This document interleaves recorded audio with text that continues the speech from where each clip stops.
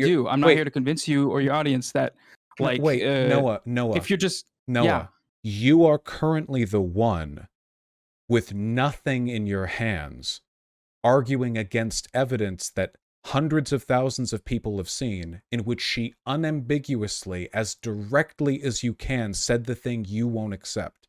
The only thing that I can assume this is you understand that if you fall on this point, you fall on the next one.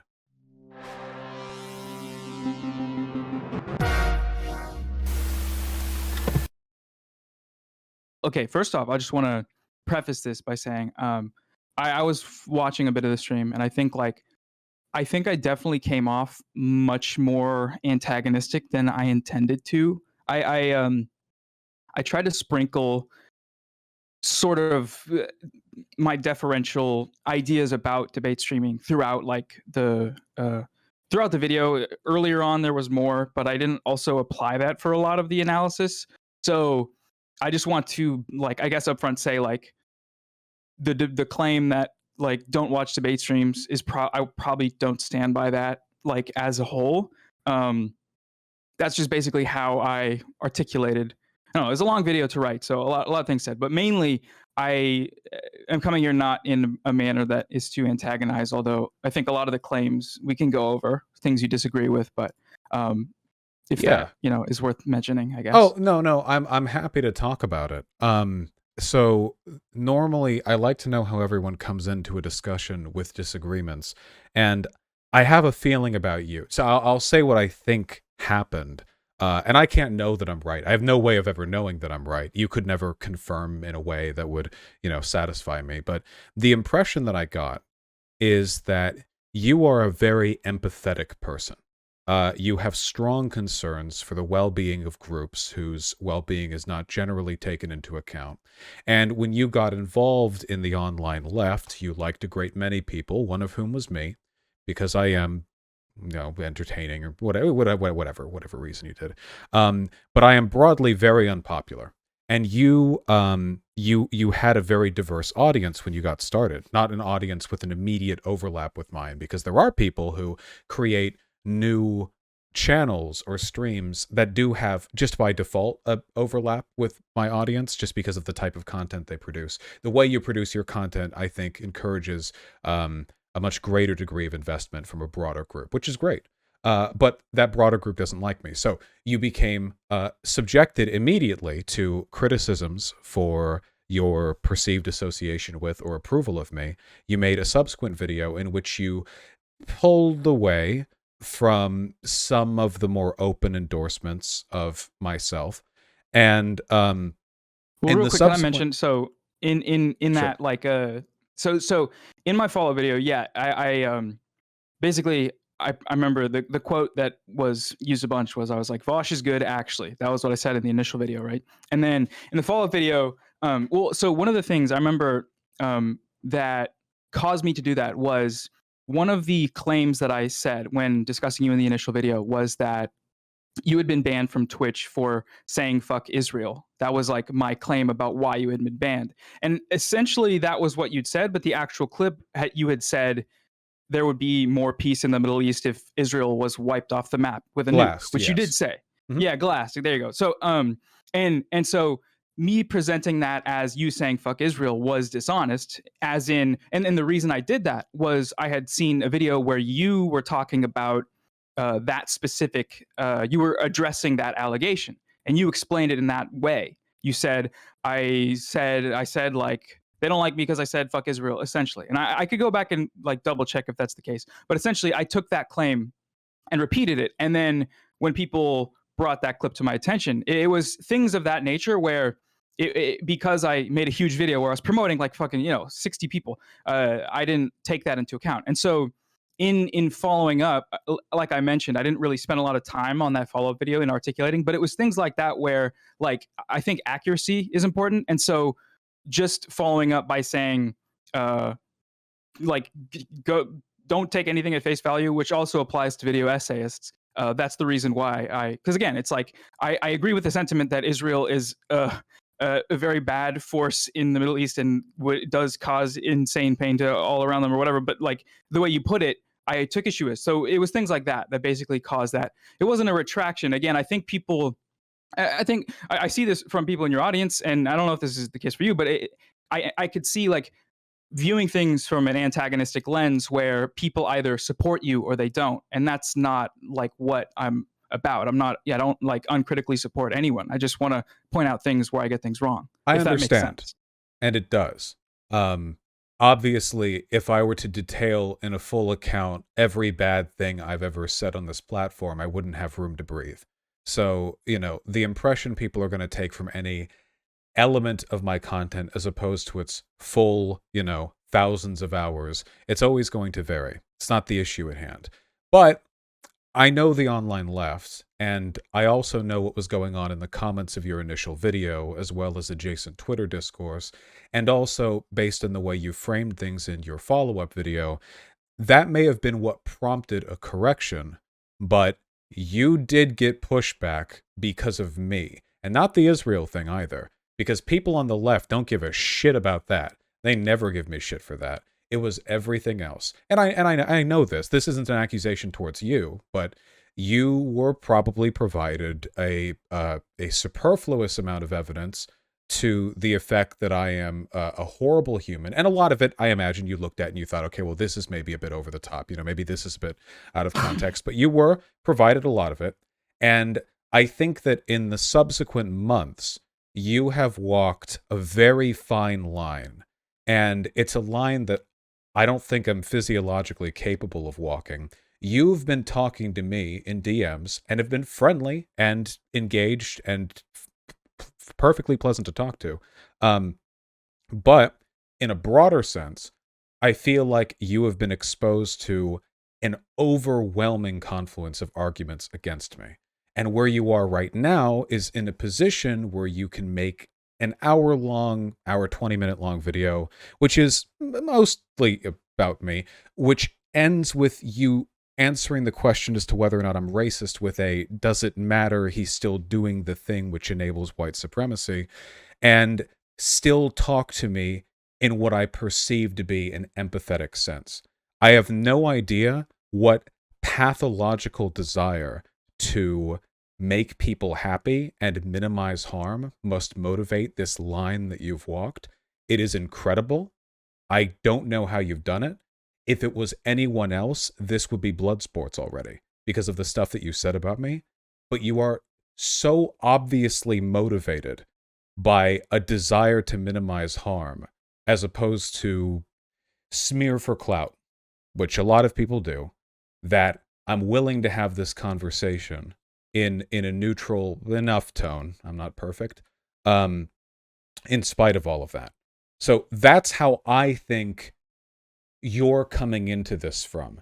You probably recognize or think of me as a person with a list of virtues and a number of vices, one of which is no doubt arrogance, and that's what's kept me from becoming aware of the many failings that I have and the harm that I cause other people. And I sincerely believe you want me to get better, and that this isn't some roundabout way of attacking me through the perception of critique. That's a big thing on YouTube, right? The whole, oh, I'm not attacking you, I'm criticizing you. And if you don't like this criticism, that's your fault because you're being unreceptive. Usually it's just an optical ploy. I don't think you're doing that.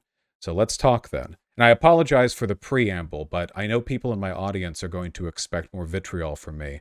And I wanted to explain, if to no one else, to them, why I don't feel the need to do that. Yeah, I think that sums it up. I would just add, sorry, I completely forgot what I was about to say.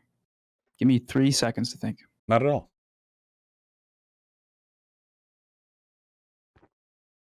So you mentioned my goal being empathy, or my sort of motivation being empathy. And I think that the reason I've tried to sort of toe that line is because I do believe a lot of what you do is really good. And this is a point I didn't, really flesh out in the video very much at all. But in terms of as a force of content, like most of what I said in the original video, I still stand by. But you're right that like having so much talked about and so many things offloaded onto you as at once uh, creates this overwhelming pressure of like, okay, how do I how do I address these things that I do see that I take issues with? Like we can talk about the Professor Flower stuff. I take issue with a lot of that, and I disagree with a lot of these characterizations. How do I take that in stride and say like the comment you mentioned where I said like, is he a racist? Yes or no? I mean, white supremacy operates at different levels, and me that question isn't meant to like I guess, okay, it could be seen as an inference that you are a racist guy, but it's like these things are more complicated than yes or no, and that's the point I'm trying to make there. But I mean, we can go through the video or whatever. But at the end of the day, it is just from a pure standpoint of trying to improve the space, and whether or not that means whatever that entails, that's my primary goal. So just to kind of add on to what you said, but go ahead. It's also something that I want, As much fun as it is to argue with people like Professor Flowers, though keep in mind, like, I never expect these conversations to blow up the way they do. I'm usually ready for an amicable conversation. The drive behind all of it is that I want to make the online left better. I think the online left is driven in large part by an unwillingness to engage in and be receptive towards conflict, and also by a kind of ideological weakness, an inability to reconcile their perspectives with outside criticisms, a desire to turn inward. The right doesn't have this issue because being wrong doesn't stop them, and they're not concerned with being consistent from point to point. They can. It's like a Tolkien's orcs, right? You don't need to have proper plumbing infrastructure built in their towns. They don't give a fuck. It's not necessary for their stability. We, on the other hand, unfortunately, are bound by some constraints. The benefits that we have, of course, is that we're right. That's a pretty big one. But in terms of the downsides, there is a lot of echo chambering. I think, for the most part, when I have these conversations with people like Professor Flowers, I'm always hoping that they'll have a come to Jesus moment, that, they'll reflect on their wrongdoing and they'll arrive at some understanding. They don't have to like me. Yeah, I know you exhale. What was the wrongdoing in that regard? The wrongdoing of the claim that about white racial essentialization, or in that specific case? I'm curious. Well, she made a few mistakes. Though keep in mind, your whole video was an attempt to instill, sort of by proxy, a come to Jesus in me. Obviously, your video was directed at people who are watching the video. It's not a claim made directly at me, but that is the goal then, as you acknowledge the belief that people can change. And I imagine it must come across as incredibly conceited for me to say, oh, look at these 48 people, minorities on the left who disagree with me. I can't wait for them all to shape up. But, stranger things have happened. That's why I like to take it point by point. With Professor Flowers, the essentialization thing in particular was pretty bad. Likewise, she was giving leeway to ethnic cleansing. Now, if she had just acknowledged that, we could have argued about how, sometimes in times of great need, you might be able to justify this, that, the other. But she wouldn't own up to it, which was really frustrating. I think, that's where I disagree, is that, it's sprinkled throughout that conversation where she said that that's not something that people are considering. But the question that was being posed by you was, if they did this, if they decided to do this, what would you say to that? And it's not that question is the wrong question to ask. It's that she at no point suggested that was going to happen, and that was something that was happening. And to view the idea, the simple claim, the simple claim of colonized people should be able to decide. It's not about whether or not it's moral or ethical to make the decision to kill their oppressors. That type of extreme is the problem, because it is a very kind of baseline claim about autonomy that I don't think you disagree with, but I think in your pursuit of, I don't really know. I guess for you it is to nail down the ethical. What's the word? To nail. The people of South Africa should be able to shoot their homosexuals and bury them in a mass grave? I know I've heard this argument. I no, that's again that doesn't apply to what I'm saying here. Wait, hold on. You're making the go ahead. autonomy argument. Now, I recognize that an autonomous nation state will have the ability to commit ethnic cleansing, but in practice, we never ever talk about the right to do a thing in the context of whether they have the national sovereignty to do so. A nation with autonomy will be able to purge its queer people. That's a thing they can do as a product of national autonomy. But no leftist in their right mind would go, well, I do think actually that America should have the right to kill like all their gay people because, you know, America's a sovereign nation and that's part of a sovereign nation. Like, we wouldn't talk about it that way. The issue I have is Professor Flowers was saying that colonized people, by which she meant black people, should have the right to decide whether to live with their oppressors. And given it was the context of South Africa, that would be white people. And in following qualifications, you know, she's essentially said that what I'm about to infer is correct. But when you're talking about choosing to live with, in the context of a nation state, we're talking about killing a group or deporting them, and either meet the definition of an ethnic cleansing. Yeah, again, I just disagree that at the level of conversation that was being had, that was something that was even a part of, like, I mean, again, so this is conversation at two different levels, right? In debate, you are pushing to the limits to test like what this all means. What is the implication of what she's saying here? But I don't think that, like, your insinuation of this, again, like, you can go throughout the thing. There's no point. There are multiple points where she says that, you know, this is not something that people want to do. This is not something that people are planning on doing. But so this continued characterization that I think her ethical system. You think that Professor Flower wants to kill white people? I think that Professor Flowers is a believer in a system by which you can justify ethnic cleansing against white people. I don't think the people in South Africa want it. Well, I'm sure some do. There are millions of people there. But I don't think this is like an issue with indigenous communities. I don't believe in the fear of retribution. I think that overwhelmingly any indigenous community is just going to want to reestablish some sort of presence on their land, some political and economic autonomy. Varies, of course, depending on where you are. But this is leeway I don't think you or anyone would give anyone else. The right to decide. Now, it's true she said, I don't want genocide, I don't want this, I don't want that, but I've argued with a lot of right-leaning people who will shy away from the term we have for bad things, but then justify the bad things through other terminology. It's really common, and it's why they get mad at me for asking them qualifying questions, because they feel like I'm trying to trick them into defending, say, for example, the ethnic cleansing of Latin Americans who come up from the border, when that's explicitly what they want, but they don't like the term ethnic cleansing. They don't like it because light's being shown on positions they'd rather leave to implication. In Professor Flowers' case, it wasn't very implicit. It was pretty explicit. And I feel like we can acknowledge that Professor Flowers indeed endorsed, or at the very least held water for ethnic cleansing, without sacrificing any real talking points concerning decolonization. Because that's not decolonization. That's like very, very out there. You know, that doesn't have anything to do with the actual like political, you know, talking points, right?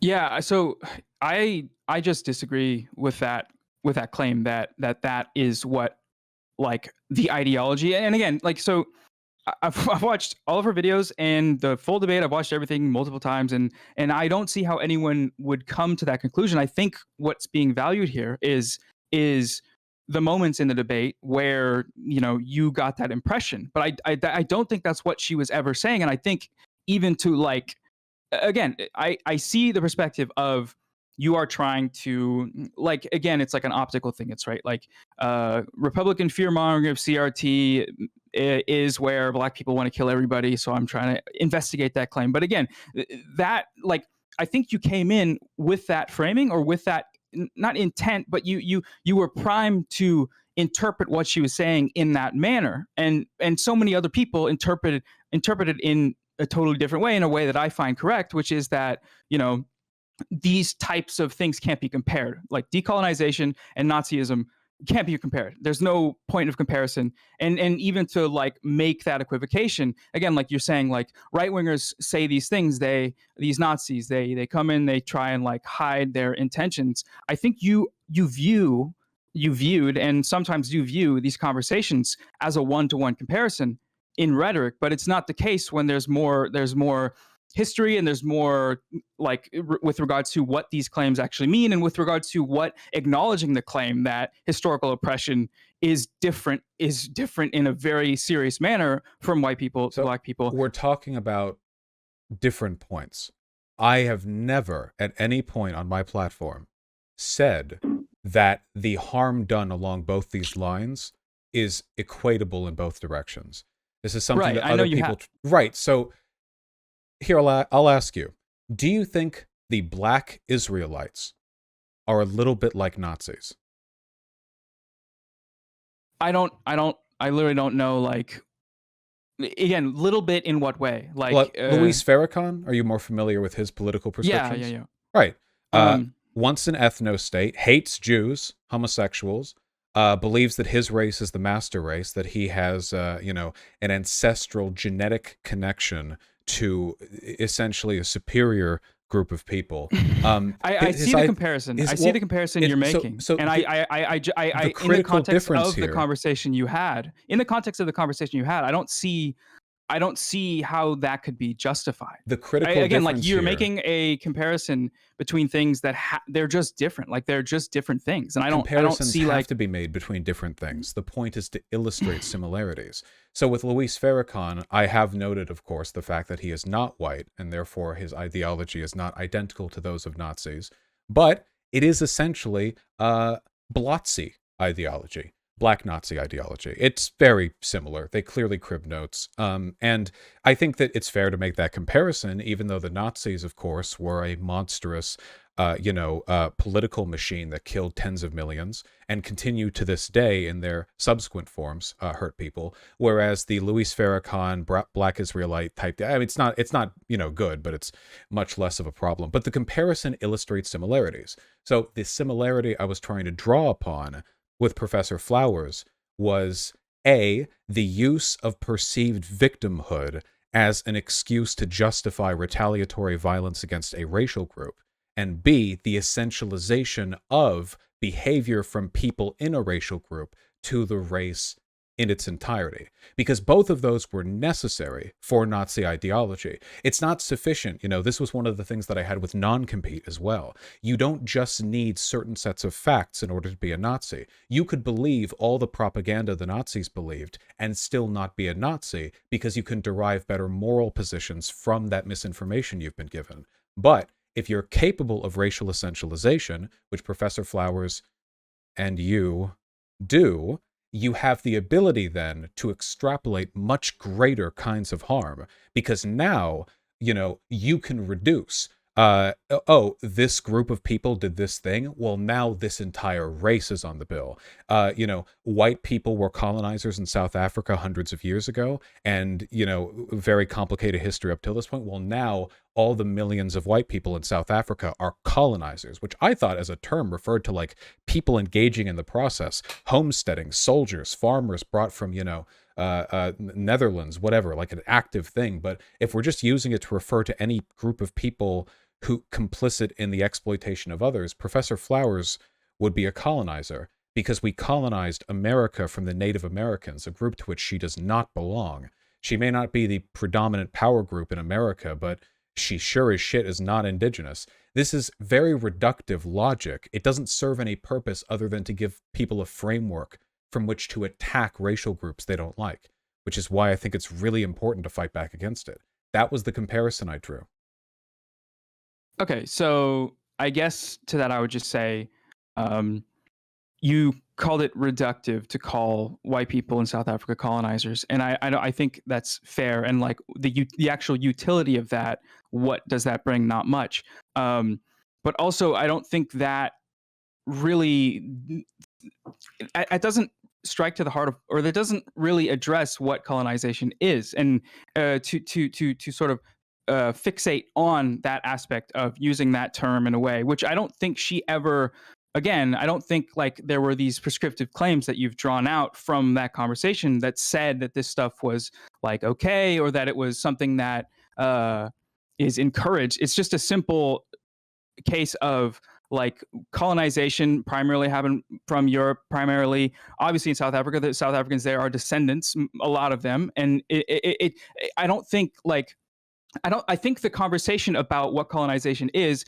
missed when the steps are taken forward into, well, using that rhetoric is, you know, shaky because it leads to potentially justifying XYZ. I think that conversation before is more important. But again, it's not to say the conversation after shouldn't happen. But I think that conversation before, you know, I find to be the more important one. And I find that it is missed when the claims are pursued about you know, ethnic cleansing. What does this mean if you're calling white people colonizers and you can kick them out? It means you can kill them all. It's like that's not what's being talked about. Well, but one step always leads to the next, right?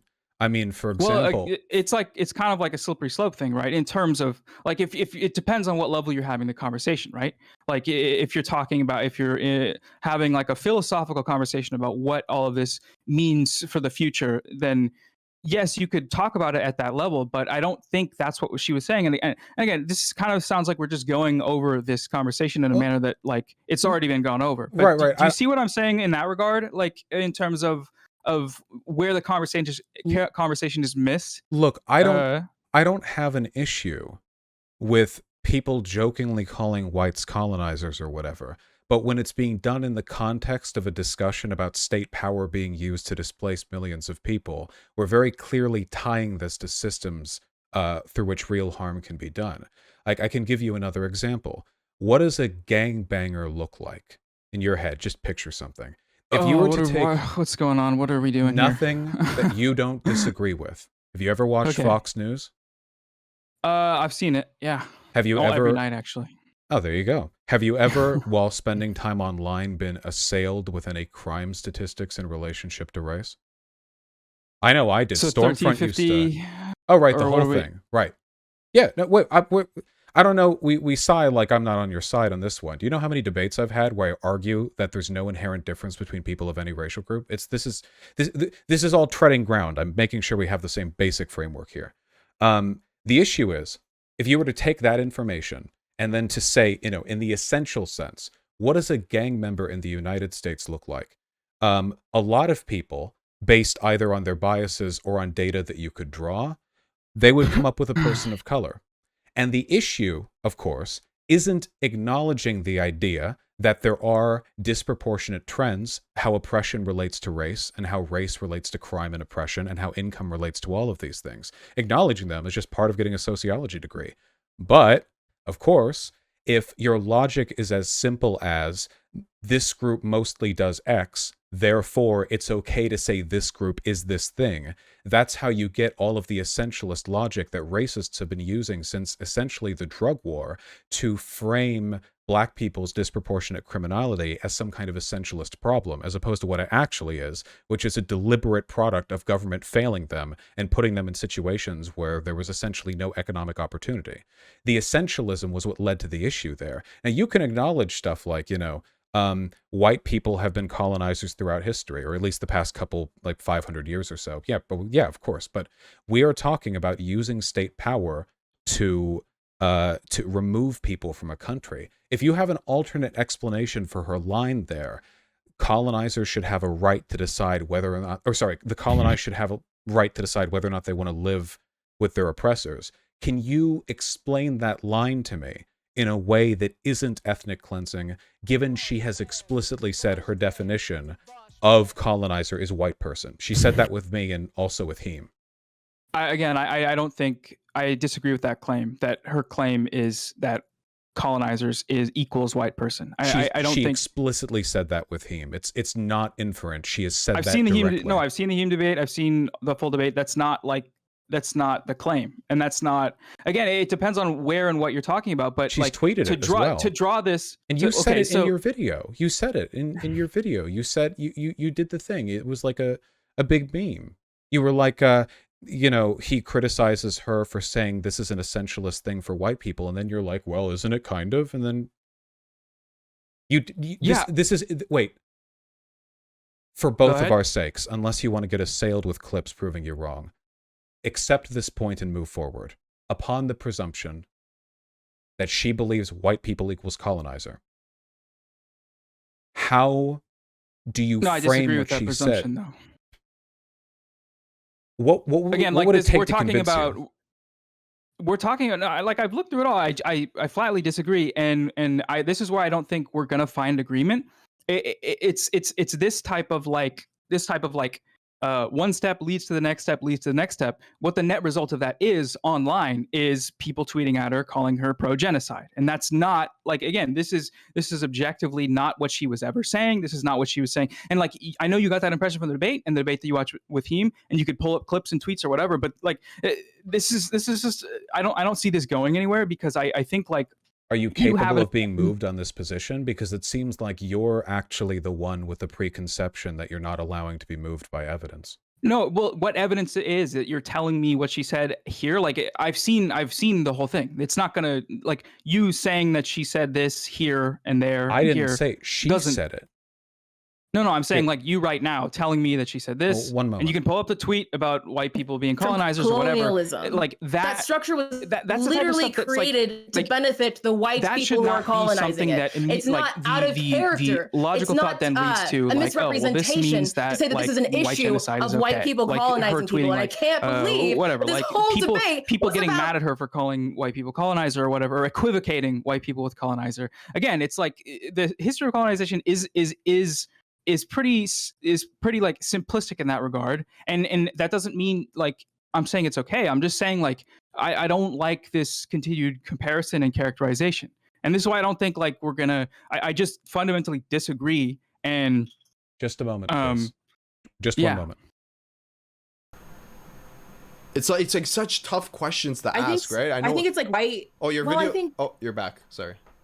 I think it's like white, again, like, passing, you can pull up like, if you can get, like, the full benefits you feel of present that, but and not have to face the impressions of white if you've watched her videos, for me, that's when I'd be like listen to her. That's not what she was saying. And Noah, just one moment, please. If you're looking for clips, that's fine. We're not looking. We're listening. Just a moment. Oh. Wait, what are you I don't see that as an academic term. I just say that, like, you're benefiting off of colonialism. That's what I mean by that. And maybe I should use something else because it's very confusing to people, but at the same time, I'm not really interested in like breaking it down to people either. Sure. Haven't you and again, I don't know what your upbringing is like or whatever, but I know that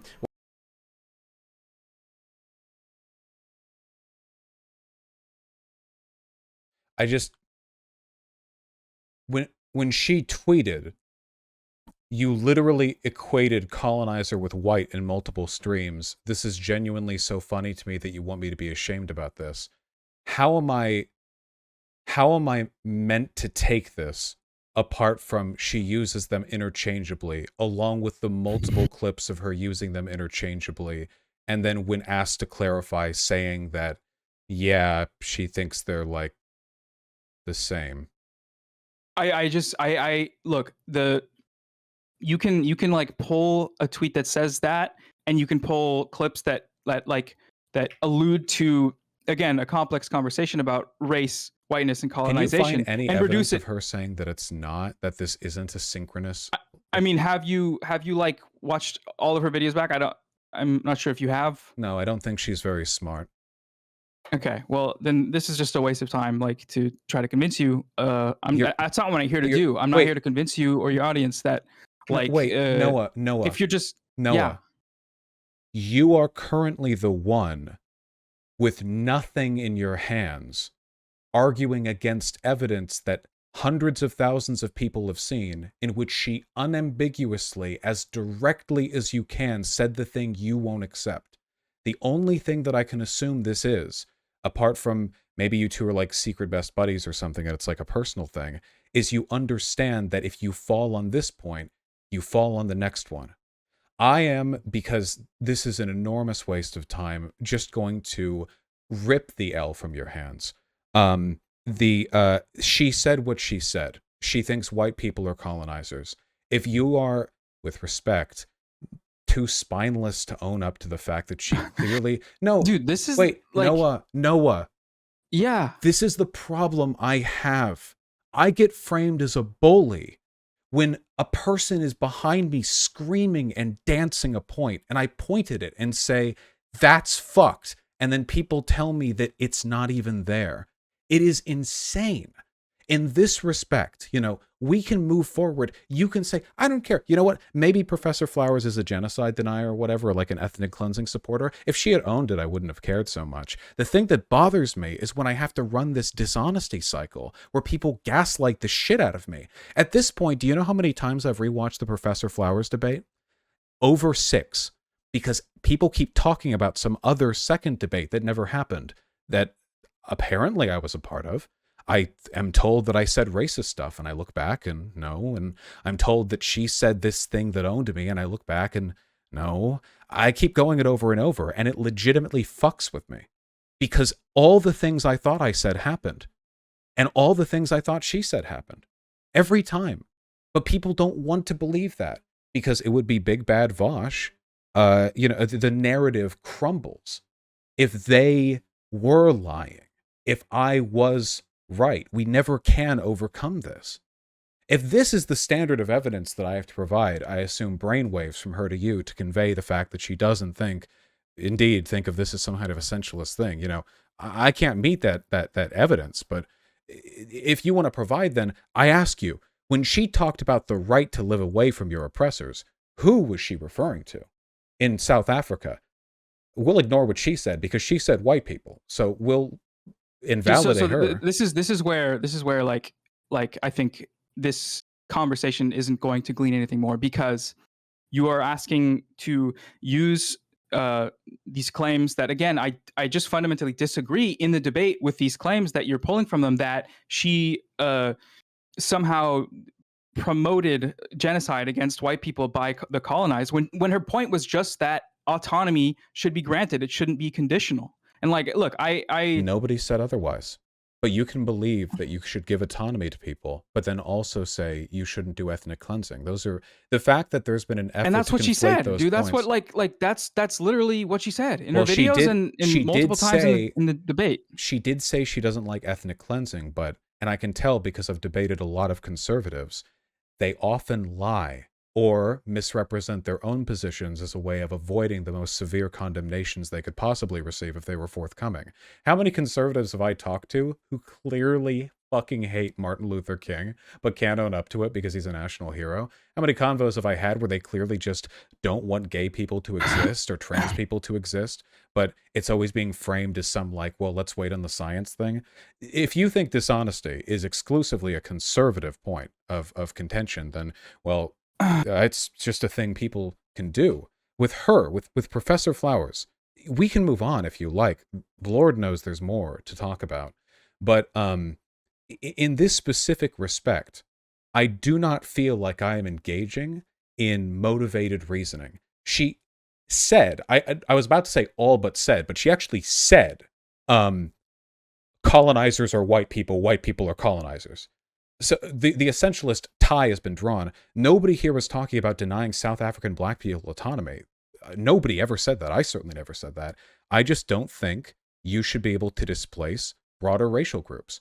And again, she doesn't think that either. So if you disagree with that point, that's fine. But we should just move on because that's not the content of her statements. Like, you can extrapolate it through tweets and like I feel like you have to extrapolate though. Like you're the one who actually has to do like the decoding to arrive at your more charitable interpretation. By like watching her videos and listening to what she's saying. If that's what decoding and extrapolating is, then yeah, I mean I think everyone should do that. But again, I don't think that you have honestly engaged with this issue in that regard. Do you think so? Like, we should just move a white on. Nationalist by chance, dude? Like, this is the type of stuff like. Why does nobody answer my questions? It's yes, no.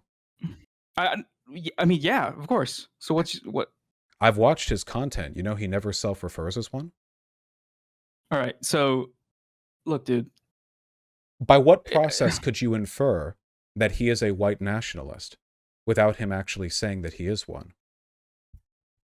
So you're saying that the rhetoric is conducive to...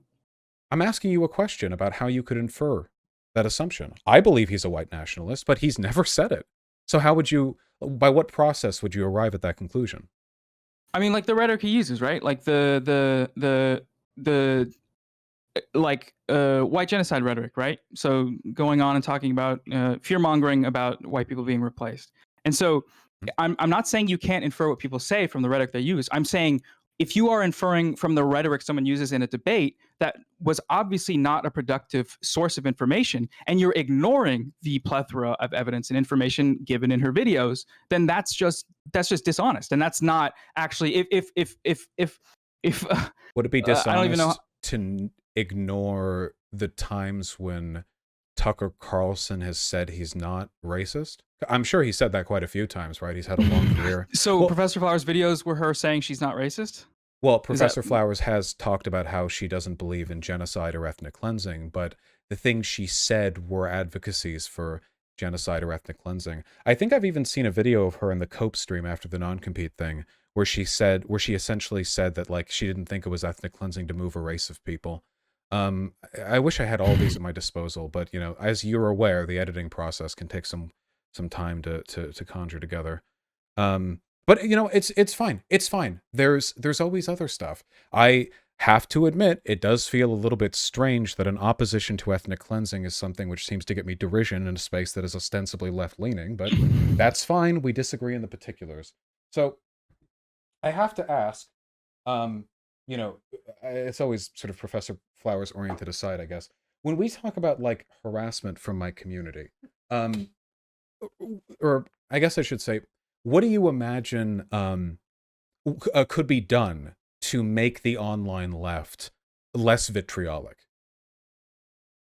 What could be done? You talked about a lot of harassment coming from my community. Obviously, I disagree with the severity or even existence of that harassment, but it's possible we have different definitions. I think a lot of it has to do with the framing of these issues. And so I think a big portion of it is like debate stream and debate streamers. And I mean, just live streaming in general is kind of it's its own ecosystem. It's its own world. And the intermediary from debate streams to like, let's say just the other side, essayists or what have you, is Twitter. And that's just obviously a problem. That's always going to be a problem. So I think like in the case of like the examples I show in my video, I think like, again, I don't really know what to say, because if these are the characterizations you're okay with making, and if you're okay with people, like you said, being mean to people that disagree with you, which is something that, I mean, that's a claim I'm assuming you stand by. Of course. God willing. God bless. Yeah. Look, I guess just like, I don't really know what I'm trying to say here. Let me take a step back and think. What do you define as harassment, I guess, is what I'm curious about. Because the screenshots that you showed were comments in reply to my videos, for the most part, where people just seemed to think Professor Flowers supported ethnic cleansing, which is, as far as I'm concerned, objectively and provably correct. So you can't believe it's harassment to point out bad belief. Like that would be like saying it's harassment, your video is harassment against me because you accuse me of engaging in upholding white supremacy, right? Like at that point, every criticism is harassment. Yeah. So I guess it's like if a premise, which I believe to be false, and which I think, given the content of what she's done, is, I think, provably false. Again, you say it's provably false because of what she said in the debate. I say it's provably false because of what she said in her videos. That's not going to ever change. But I think like the nature of this harassment isn't I don't think it's acknowledged as being, I think there's a difference in the types of harassment that happen. Like you could say like, oh, they are harassing for XYZ reason. Like if there's outright racist vitriol, which like you've said, like when that happens in your community, you ban people, and when people do it, they can do it like under the guise of something else. But I think there's a different level of harassment where, based on how these interactions go, people feel justified and emboldened to attack people at any level, because of because of these characterizations that I don't think are accurate or honest. And so I guess like your question was, what defines harassment? I don't know. It's like again, if you're characterizing someone as doing something so extreme that they didn't do, then really any time you're opening that window to the unlimited, like whatever people want to say is therefore justified, right? Because you're saying this person wants to kill people. Basically, they are openly murderous against a race of people. Well, and that, like, hold on. Do you not see that as being like opening the door to just kind of whatever can happen? If the difference to you is predicated on the correctness of the positions, then for one, I mean, I think a lot of yours are incorrect. I mean, this is very much just all criticism I disagree with is harassment type deal. Now, when I think of harassment, okay, I have a large community and a large anti-community. I get death threats every single day. I get them in a range of severity, alarmingness, character, content, which I think would dazzle most people. And that's just the death threats. I mean, that's not even to speak of, the myriad attacks made against my family, death threats against my family, of course. I guess what I'm getting at, because I could talk about this for a long time, is that the harassment that I get is just that, real harassment, actual indefensible attacks against my person based on hatred primarily. I get attacked by the far right for being for being gay. They say I'm Jewish too, so they have fun with that. I've been attacked for being bi by people on the left, so that's great. Obviously, when I get attacked for being white, that tends to be like a left-leaning thing, and that happens. I don't think targeting people based on their race is okay. Obviously, I'm not going to, be systemically oppressed over it, but it's not great. I get a lot of attacks, many emails. This is what I think of when I think harassment. When people say, Vaush, your community is harassing other people, and it's like people making criticisms of their political positions. These people have no fucking idea what harassment is. They have no concept of it. They couldn't even fucking imagine. They would not be able to handle what I can do and what I have to deal with. So obviously this is a wolves with arrows stuck in its back type argument, but it's important to understand that a lot of the harassment I get comes from them. Luna Oi's Discord had a person threatening to hang me. You take a look at the comments underneath any of these posts, and you have myriads of people calling me a pedophile. Luna Oi herself called me a pedophile. You have tons of people making deliberate pointed attacks. Depending on how slimy and tanky oriented the community are, a lot of them look like this pictures of me that are meant to make me look unattractive, the same way Nazis draw Jews as a way of dehumanizing them for perceived dislike. And then I look at my community. My community criticizes the shit out of other people, but in this is not the contempt present in how I'm treated by others. It's just not there. I know. I look at my YouTube comments, I look at my Reddit, I look at people who reply to my Twitter. My community doesn't like people when they give bad political takes. But holy Christ, like, it's nothing. And this narrative that my community does the harassment is how people like you give shields to people who harass me, because it makes me out to be the instigator, the eternal arbiter of harassment, who can never ever have too much done against them because they use the language of Professor Flowers. Oh, do I harass Vaush? Well, no amount of harassment I do to him could ever even come close to what he's done to other people. Evidence pending, of course, but that is the logic. Okay, so I guess like just to like I fully concede that like those are two different types of things, right? The like the way you've explained like what you experience and what like I guess people in your community experience or whatever kind of like just extremes forms of horrible vitriolic shit, like none of that is good. I don't want any of that, but I don't think using that, like I see what you mean about these things not being like one being more important to call out than the other, but I don't think that necessarily, I don't think it follows that means like the type of stuff that I'm talking about is necessarily false. Do you know what I mean? I think like we can look at things like what happened to Professor Flowers and say like that is objectively bad, while also saying we shouldn't, people shouldn't treat you the way they've treated you in those examples you've just brought up. I think both type of they're not the same thing. They're not. I agree. I totally agree. But I'm saying like if we're using one of those to just completely like ignore the problems in the other, then that's not conducive to like an inclusive space. It would need to be demonstrated that it is indeed a problem.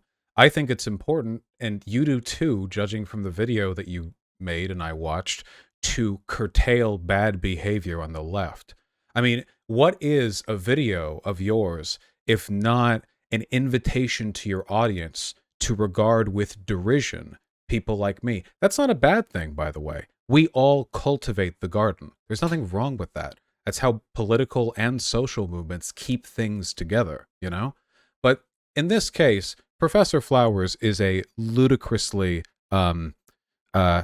obvious example of a dead branch in terms of what should or should not be allowed in the left. And for the harassment she's received, what? People say that she said the things she said? Do I see death threats?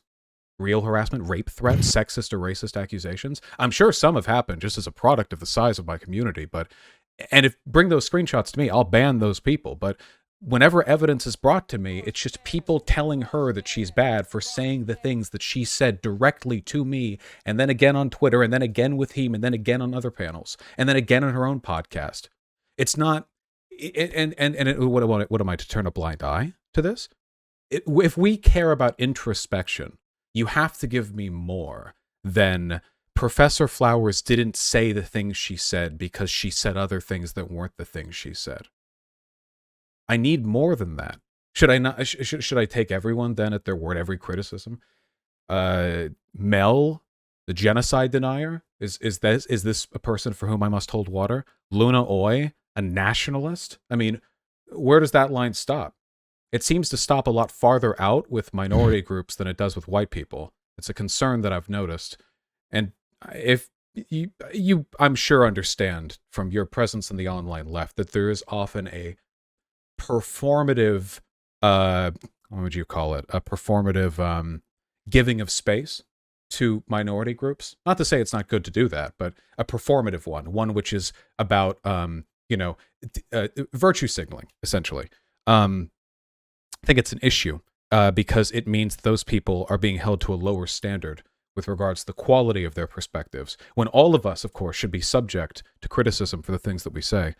And then the blowback. Think, like, just to speak to that, I agree that like there's a certain degree of performative, like you said, virtue signaling. I remember like during BLM in summer of 2020, I saw like a lot of things that was like, it was like sort of empty sort of performative white wokeness. Sure, that's definitely something that happens, but I don't see that as necessitating the completely ignoring the bad things that do happen to racialized creators. And I think like the overstep there, or the what gets missed there, is the things that do happen in subject of, well, like, you know, this person is only defending you. Like, I mean, I showed it in my tweets, like I'm pointing out like things that I feel are objectively bad, and then people are immediately jumping to the claim that, oh, you're only doing this because this is a person of color. And it's like that if that conclusion is being drawn before actually like taking a second to reflect on what is being done that potentially could be perceived as harassment, I take issue with that, and like this framing that, you know, minorities on the left are being protected by the, you know, people who have like these white woke fantasies or whatever. Again, we operate in different spaces, so I assume you probably see more of that than I do. I'm sure that's the case, but I do take issue with that being the initial claim on things where people are calling out like things they perceive to be bad behavior against minorities, and then the immediate jump is, well, you're only saying that because they're a person of color. Like, do you see an issue with that at all? Well, if it was unwarranted, but then why is it that the conversation between myself and Professor Flowers is always supposed to be like a white guy talking down to a black woman? That's how everyone talks about it. Pardon me for my liberal colorblindness, but I feel like no matter what a person's race is, they have a ability to speak on an issue with an equal degree of potential quality. And we were both talking about indigenous issues, which neither of us are, so it wasn't even really relevant to that. It seemed odd to me This is framed constantly. You talked about two white guys debating, you know, this, that, the other, white genocide theory on stream. It's always framed that way. The id pull is always lurking. And I know one of the biggest criticisms that I get, which is part of like a broad package of criticisms, is that I am, and you said this, sort of an archetype of left adjacent white supremacy. That my political positions might be progressive. Some people deny even that. But even though they are, I still maintain the chauvinistic perspective of a person who is held by the trappings of white supremacy. Now, I don't think my behavior warrants this. I think my skin tone is what warrants it. Because I don't think my behavior corresponds to this assumption at all. And I see all these defenses that get brought out for people who I consider indefensible. I won't speak of Professor Flowers again here, but like, my God. And this isn't the biggest issue in the world, don't get me wrong, but it's certainly worth considering, especially if it's leading us to arrive at really bad political positions. I don't know what utility we get from Professor Flowers' analysis that I wasn't casually bumping off on my stream before I even knew who she was. But there's a lot of vitriol that she can provide that I can't. I know that much. I mean, yeah. So to the idea that like everyone should be held to the same standard of harassment and vitriol, I totally agree. I can't like speak to any of the earlier claims to that, like what you mentioned, but I maintain that like the perception of what is and isn't idpol seems to be like so kind of embedded to the point where like I said, that's the first reaction to criticism against people that are like perceived to be harming people of color, and that's just what I take issue with. It's a narrative.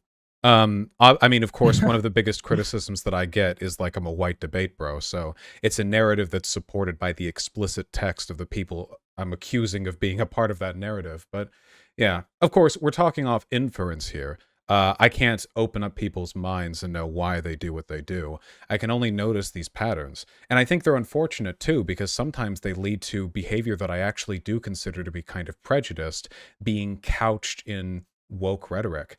Like when you referred to the indigenous rights activist I brought on my stream as being there to make me look right. And so let me clarify there, because I wasn't aware that she had reached out to come onto the stream. I guess I assumed that it was the reverse, that like someone from the Discord had brought her on. But the fact I was definitely like off the mark in that, and so that again, like my intent there was to say like, and first I clarified like, that is an objectively good thing to have happen. That perspective deserves to be there and should always be there. But like, and like this could be a moot point that you've talked with indigenous activists in the past before, as you showed. I again wasn't aware of that because I think you said the video had been privated, the other debate. But yes, it just struck me as like you could be calling this nitpicking, and that would totally be fine. But it struck me as odd that the immediate response to the Professor Flowers debate was the only time, aside from the privated video, that an indigenous activist had been brought on. And again, like I brought Lance on. Lance speaks on indigenous issues quite a lot, disproportionate amount. He cares about them a lot. Okay, well, I mean, yeah, I mean, that's all good. I just wanted to clarify that was definitely not like that was an inference that I took that wasn't like correct, basically. I get that. I just feel I could be wrong, but I'm pretty sure that in the convo that I had with the indigenous rights activists after Professor Flowers, the fact that she had approached me was something which was brought up in the conversation directly. So I can't expect you to watch all of my content. That would be a ridiculous burden of proof. But assumptions made betray biases. Even if I had reached out to her, is she just the token? Because she is an actual land back activist. I mean, like, actually involves... Professor Flowers is not. But right. in a sentence, her contribution, and you never really said or explained that she thought Professor Flowers said monstrously bad things, but in a sentence, her contribution was reduced to brought on to make the white man look good. And this is, of course, I mean, the C slur, the other C slur, C-O-O-N, this is the the quintessential criticism of the turncoat black person, or I guess in this case, indigenous person. It's something that I've seen before from people who were very progressive on some issues and very lacking in others. And it's frustrating because it seems like in an effort to preserve the perceived legitimacy of Professor Flowers, you had to not only delegitimize the actual activist I brought on, you also had to not make it clear that she disagreed explicitly with Professor Flowers. You framed it as her coming on to teach me and my audience, which she did, don't get me wrong, but she messaged me because Professor Flowers said horrible shit. She wasn't the only one who emailed me either. I got professors from universities. That video got a lot of views, man. People took attention. And always the same. I can't believe these are the people representing land back activism. You know? Like, I can't believe Professor Flowers is the one people are going to think of. Something I had to struggle with too afterwards, you know? Like, people in my community. I feel like I have to do damage control for people I don't like. It's actually really, like, humiliating, you know? Like, I have to scamper around my community being like, guys, okay, they're not all that bad. Like, land back, this is it's a good thing. Like, it's not, it's I swear to God, like, land back activists aren't like this, you know? And I have to like massage it over, but I'm doing this for people I don't even like. So it's like, it's so frustrating. But I wish you had played the stuff she said about Professor Flowers. Yeah, so like I said, I mean, it was a mistake to frame her participation in that way, and I wouldn't. I mean, I would have changed that if I would have like thought that through. I kind of threw that in at the last minute, but I mean, with regards to, I forget actually, I completely forget what you just said at the end. Oh, with regards to her perspective on the issue. I mean, yeah, again, like my disagreement is with the language, the inflammatory language that was being used around land back, right? And so, like, would you say that you elevating the land back rhetoric to a question of potential genocide, would you say that contributes to inflammatory rhetoric, or was that Professor Flowers' fault? No, she didn't engage in any land back activists. She was the one promoting the genocide. That's not on me. I was trying to detach the two. By associating the two, she's the one causing harm to that movement. I feel like we have a moral obligation for the sake of indigenous people to push back against language like that, because the last thing indigenous people need is a bunch of, you know, chest-puffing Twitter leftists running around screeching about how, you know, if indigenous people want to ethnically displace their colonizers from centuries ago, then they should have the right to. Which is something you do see on Twitter from time to time, but I was surprised to see somebody stick to that position so adamantly while talking to me. I try to agree pull with what past you just said, you know? but like I think like you said you try to pull past it. And in what regard do you mean, like pull past the narrative that like if you give people autonomy, then they want to do genocide? Or I don't think that. I think that Professor Flowers wants to do it. I don't think indigenous or like people who have been freed want that. This is her problem. I said that in the thing too. I was very clear multiple times. I do not think that indigenous people or oppressed people are going to do that retributory violence. I told her to stop defending it, you know? And that's one of the things the activist I talked to afterwards said. For God's sake, if you care about indigenous people, drop the bullshit Twitter posturing. Indigenous people do not want this like pseudo blood and soil like revenge fantasy LARP bullshit being, you know, thrown out alongside all the Ushanka wearing Soviet Union themed bass boosted YouTube montage playing dipshits who talk about all political issues like they're 3 seconds away from taking to the street with a Kalashnikov. And I agree completely with that. You know, in this respect, I feel like it's irresponsible rhetoric on Professor Flowers' behalf, which is causing harm to a minority group that gets, you know, a very little time in the limelight as it is. Okay. I mean, that's like, I don't disagree with what you said there, but I do disagree that I disagree with the conclusion from the debate being that is what she wants. And again, like, I don't think that was her point. We've already gone through this, but I would encourage anyone to watch her videos on it, and I mean, if you really want to watch the debate, but I disagree with that foundation. But everything else, I completely agree with. Like, I don't think no one ever wanted to talk about these issues on that level. You bringing the activist on was really a really good thing, and but ultimately, what I stand by is that I just don't think that is like what could be charitably construed from what she was saying. And again, you'll say like she said X, Y, Z, but I think like, do you think that in like, okay, you've had a few conversations with leftists that have gone wrong. I mean, obviously you've had ones that have gone right. What would you say causes that to happen? I mean, we talked about this before briefly, that you said it's an uncharitability and a framing of you as being antagonistic. Is that what you would say is what causes them? I think the main issue is that they're wrong, but it's multiplied by that. Yeah. Everyone's wrong on some issues. Not everyone can be, I don't know, like me.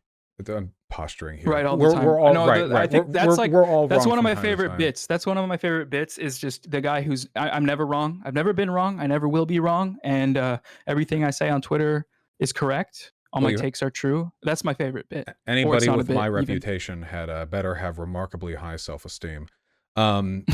With regards to how these conversations typically go wrong, I do think a lot of it is a narrative-based thing. The issue is that a lot of people do view me as some kind of big, bad, scary antagonist, a person who's representative of the rot in the online left, and also, because people constantly talk about this alleged harassment from my community, a person who mobilizes this massive wave of hate that people will get after, which, again, I've seen the comments under Professor Flower's video. There are people who are angry at her. I didn't see anything I would characterize as harassment, and her subs have gone up. So, you know, the industrial complex of anti-Vaushites, you know, continues to produce to this day. Yeah, thank you for that, by the way. My video's popping off. Of course. But no, people perceive me as this villain, so they feel like kowtowing to me is going to be kowtowing to a bunch of associated positions that they don't agree with, you know? So often, you did it in this in this conversation. There are a number of statements. Thank you. There are a number of statements I could make which would be factually correct, which neither of us should shy away from, because we're both educated enough to understand the positions which led to this, you know? You can talk about, in a leftist space, with no fear whatsoever of being misconstrued, about crime statistics, about IQ averages, and I'm good at talking about these things because a lot of lefties leave them on the table. Too bad. They don't want to talk about it. It's a touchy subject. But when you look deeper into it, there's always reasons why, right? You get more educated on it, and all of a sudden it just becomes a preliminary fact that allows you to then follow through with interesting and politically informative information. But when I did that with you, what does a gangbanger look like? It's like you were waiting to be trapped. I'm not trying to trap anyone. You and I both know the basic demographic statistics that people on the right will throw out in an effort to prove adjacent but not identical points about inherent behavior between groups. I've argued against these things so many times, but there's that fear, like being even next to these, like getting close to the abyss taints a person. Like what you did with the Nazi thing. Jews, banks, it's true. You can read up on Jewish history. There was disproportionate control. A lot of that was just because of anti-Semitism. They got pushed into those fields. I don't think there's anything wrong with acknowledging it. In fact, I think there's an implicit anti-Semitism in denying it. I have Jewish fans who are on Twitter getting called anti-Semitic for correcting Gentiles on their history. That's pretty fun. Yeah, so I think like I misinterpreted how that point was being construed in that debate, because again, I saw, and I agree with the point that like uncomfortable statistics shouldn't be ignored because they, you know. Okay, so I guess I'll just say this, like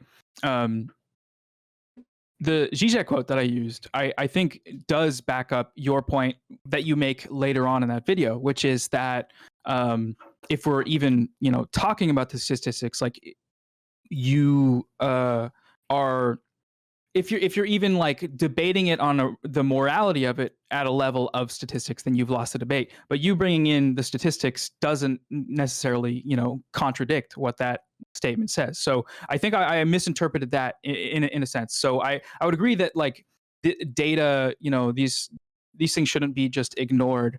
My issue was with like how non-compete was framed as being having been exposed by the rhetoric. And I mean, that might be something that you stand by, but having been exposed by the rhetoric and hanging up because people figured out that he was a Nazi. And that was the characterization I saw all over the place, which was just like, it's kind of ridiculous. I mean, you'd probably agree with that, non-compete. It's a little ridiculous. It's in the ballpark of being ridiculous, maybe. Part of it was a joke because he was very adamant in misrepresenting me through a clip chimp. So, I thought it was funny to do it back, which I don't apologize for. But fundamentally, though, it is indicative of something. In his case, he didn't seem to believe in the value of an ethical system. And if you don't have a consistent ethical system, what that really means is that something's informing your ethics and you're not smart enough to know what it is. Or you're dishonest, There's nothing wrong with not having a coherent ethical system, but he was arguing against the idea of having one, arguing instead that understanding material reality would be sufficient for understanding whether something was ethical or not. But knowing what things are and what things should be are two very different problems. And I was trying to illustrate that point by indicating that depending on how you wanted to, he kept saying material conditions, depending on what information you're exposed to, material conditions might lead you to some pretty reprehensible positions if you're only deriving a sort of is-ought, gapless, the ethical process. Whereas the Chad leftist, they should be able to believe everything the Nazis believed empirically through misinformation, but then disagree with the Nazis ideologically. That would be the perfect person, wouldn't they? A person who bought every bit of propaganda they ever heard and then rejected all of the assumptions made from it. Because even with all of the misinfo they were fed, they were still principled enough to say, you know what? It doesn't matter. Targeting people based on essentializations of their racial group is actually really destructive. Nice. See, I brought it around. It's almost like I'm the video essayist with my script. Straight up. Very destructive, which is by that essentialism, they do that shit too. Very, very dangerous, that kind of behavior, but it can be categorically opposed by fighting back against things the Nazis did, even if they're not being done by a group adjacent to the Nazis. Hence the comparison. What does a Nazi make? You can get that mindset. It's not all schnitzel and beer and uniforms, right? I mean, there are ethical presumptions that they relied upon to bring about their outcomes, and you could find those anywhere. I mean, anywhere in the world. You can find those in American fundamentalist conservatives. You can find those in Marxist-Leninists working in Cuba. You can find those in indigenous people in Africa or in people living in like former plantations in Africa. You can find them anywhere and everywhere, right? So you have to fight back against those ideas. The Nazis themselves are just a temporal fluctuation, a bump on a wavelength. They're now, but they're not going to be forever. But the problems that made Nazis Nazis are eternal flaws in human thinking that have to be opposed categorically. Yeah. No, I'm with you on that, on all that. So hence the comparison. Yeah. Not gonna lie, my brain sort of started dying at the end of that. But no, like I agree. I totally agree with the point that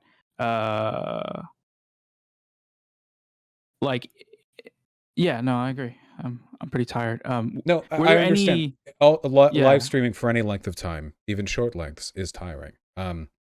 Even gaming is fucking hard. I was streaming Dark Souls, and I guess like one time I played for a while, but like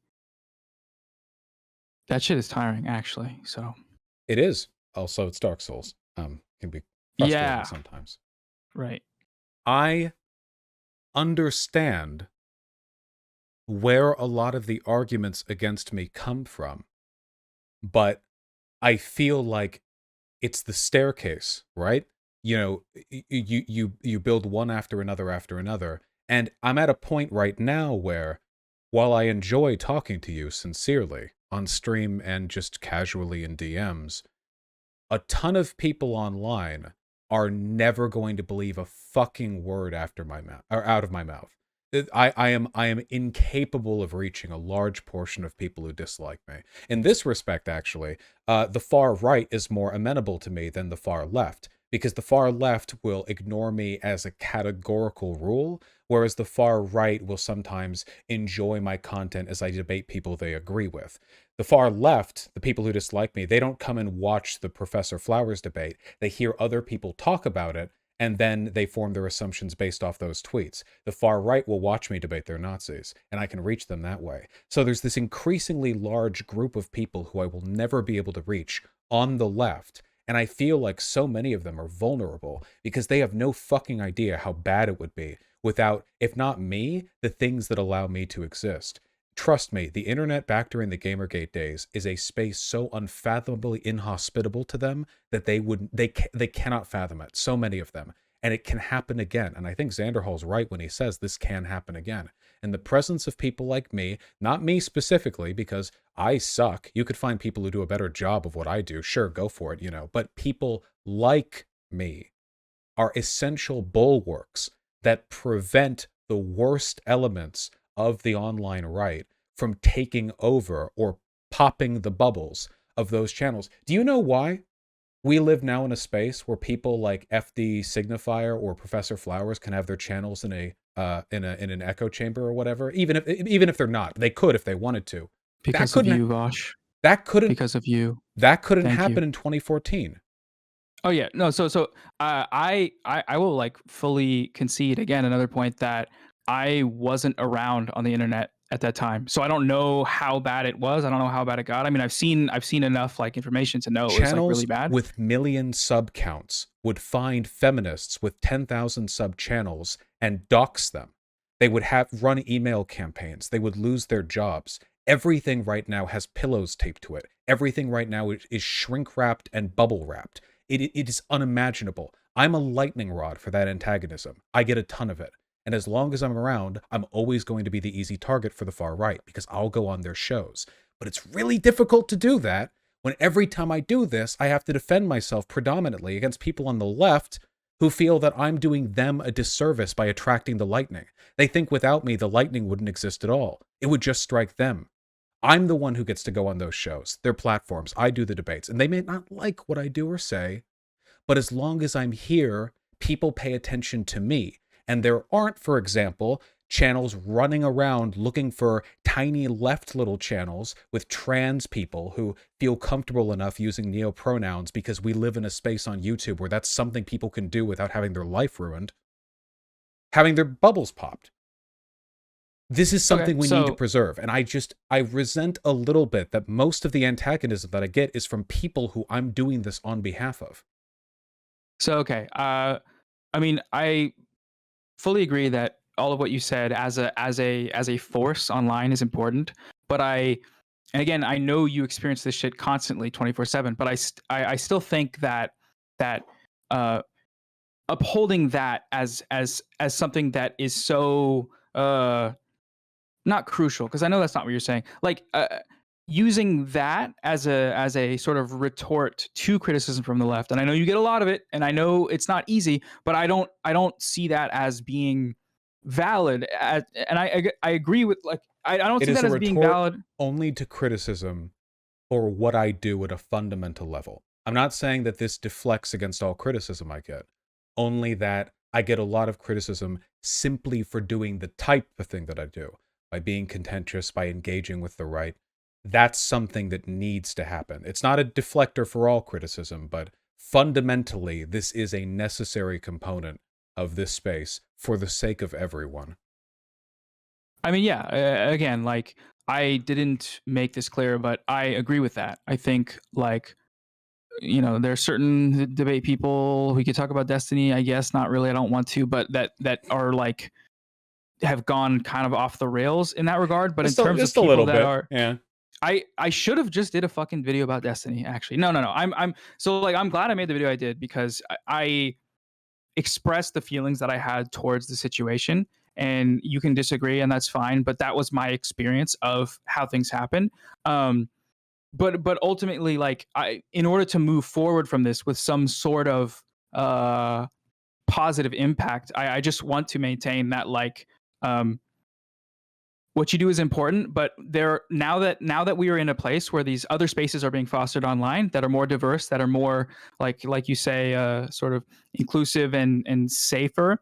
I think like if you want those spaces to foster, you kind of got to extend the hand in that regard and understand why people take issue, even if you don't agree. It's like there are different levels of there are different places along the line that this conversation could be had. You could be fighting with Nazis further to the right, and then further to the left, talking about different issues that are completely divorced from, let's say, American politics. And we should have both of those. But I just think like the problems arise when the communication between those 2 points on the spectrum create conflict, kind of like the one that I experienced, where I saw like how this rhetoric jumping immediately to like hypotheticals about white genocide was being perceived from people that I know and appreciate and who are occupying a different place than you. So do you see what I'm saying about like moving forward with a greater cognizance to the fact that this landscape is changing, while also obviously you do your thing, you do your shit where you get the guys real good, but in the fact that there are other spaces and this space is changing and becoming more inclusive, like do you agree that that's something we should kind of foster? Of course, but they have to be right, and they can criticize me all they want, but they have to be right, and they're not. This isn't a two-way conversation, right? I mean, I don't go after these channels. Usually the attacks are done against me or against my category, the debate bro. And usually when people say debate bro, they just mean me, usually that's like kind of the direct assumption. Oh yeah, it's you. No offense to Tanner Hall, but you're the big guy. Well, yeah, just proportional size, yeah.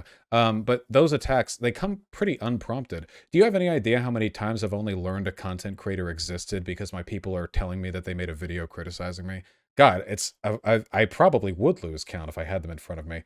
It happens all the time. I don't care if they have their their echo chambers and their safer spaces. They don't have to debate, but they have to be right, because their weakness is the left's weakness. If they're wrong about something, they're teaching people to be wrong. And those people who are taught to be wrong are going to go on and fuck things up on their own.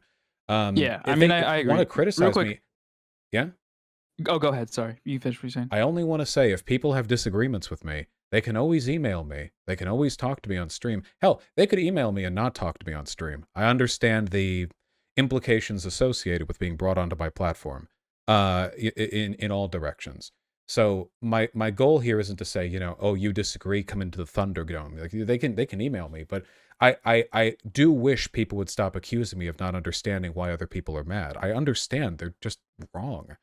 And they're wrong in the same way over and over again, because a lot of their presumptions are based on this massive tidal wave of pre-existing assumptions that get mischaracterized and reinterpreted, and eventually everyone's mad at me over a collection of information that doesn't actually directly correspond to anything I've done. It's just kind of an impression. I feel like Anita Sarkeesian sometimes, except the harassment that I get is from the left. You know how Anita... Oh, no, you weren't around for the Gamergate days. I know the story. People would criticize her for shit she never did or said. It was like there was a complete detachment between people who hated Anita Sarkeesian and any of the shit she said or believed. It was like this wild thing. And I see all the time online. People have a distant relationship with reality sometimes when they criticize me. And with respect, I think that your relationship with reality, it would be charitable to call it distant with regards to your perspective on Professor Flowers and what she meant by her language. I mean, that wouldn't be distant. That would be, there would be some relativistic problems with trying to cross that space in anything less than a lifetime. But in a space like that, I can only have the conversations that I can have. People can come on, they can email me if they want to disagree or whatever, but I will continue to be as I am forever. In the absence of a person who feels they're capable of giving me that argument, Yeah, so I guess like as we're coming to a close, a question I had was like, have there been times in the past where people have criticized you in a manner that made you change your mind about things? I mean, I'm sure there are some, but are there any like prominent examples that you can think of? STV Philly is the most recent example who got me to change the way in which I was talking about Ibram X. Kendi, which was borderline reactionary, or at least highly reactive. Oh God, BAP? Was it BAP?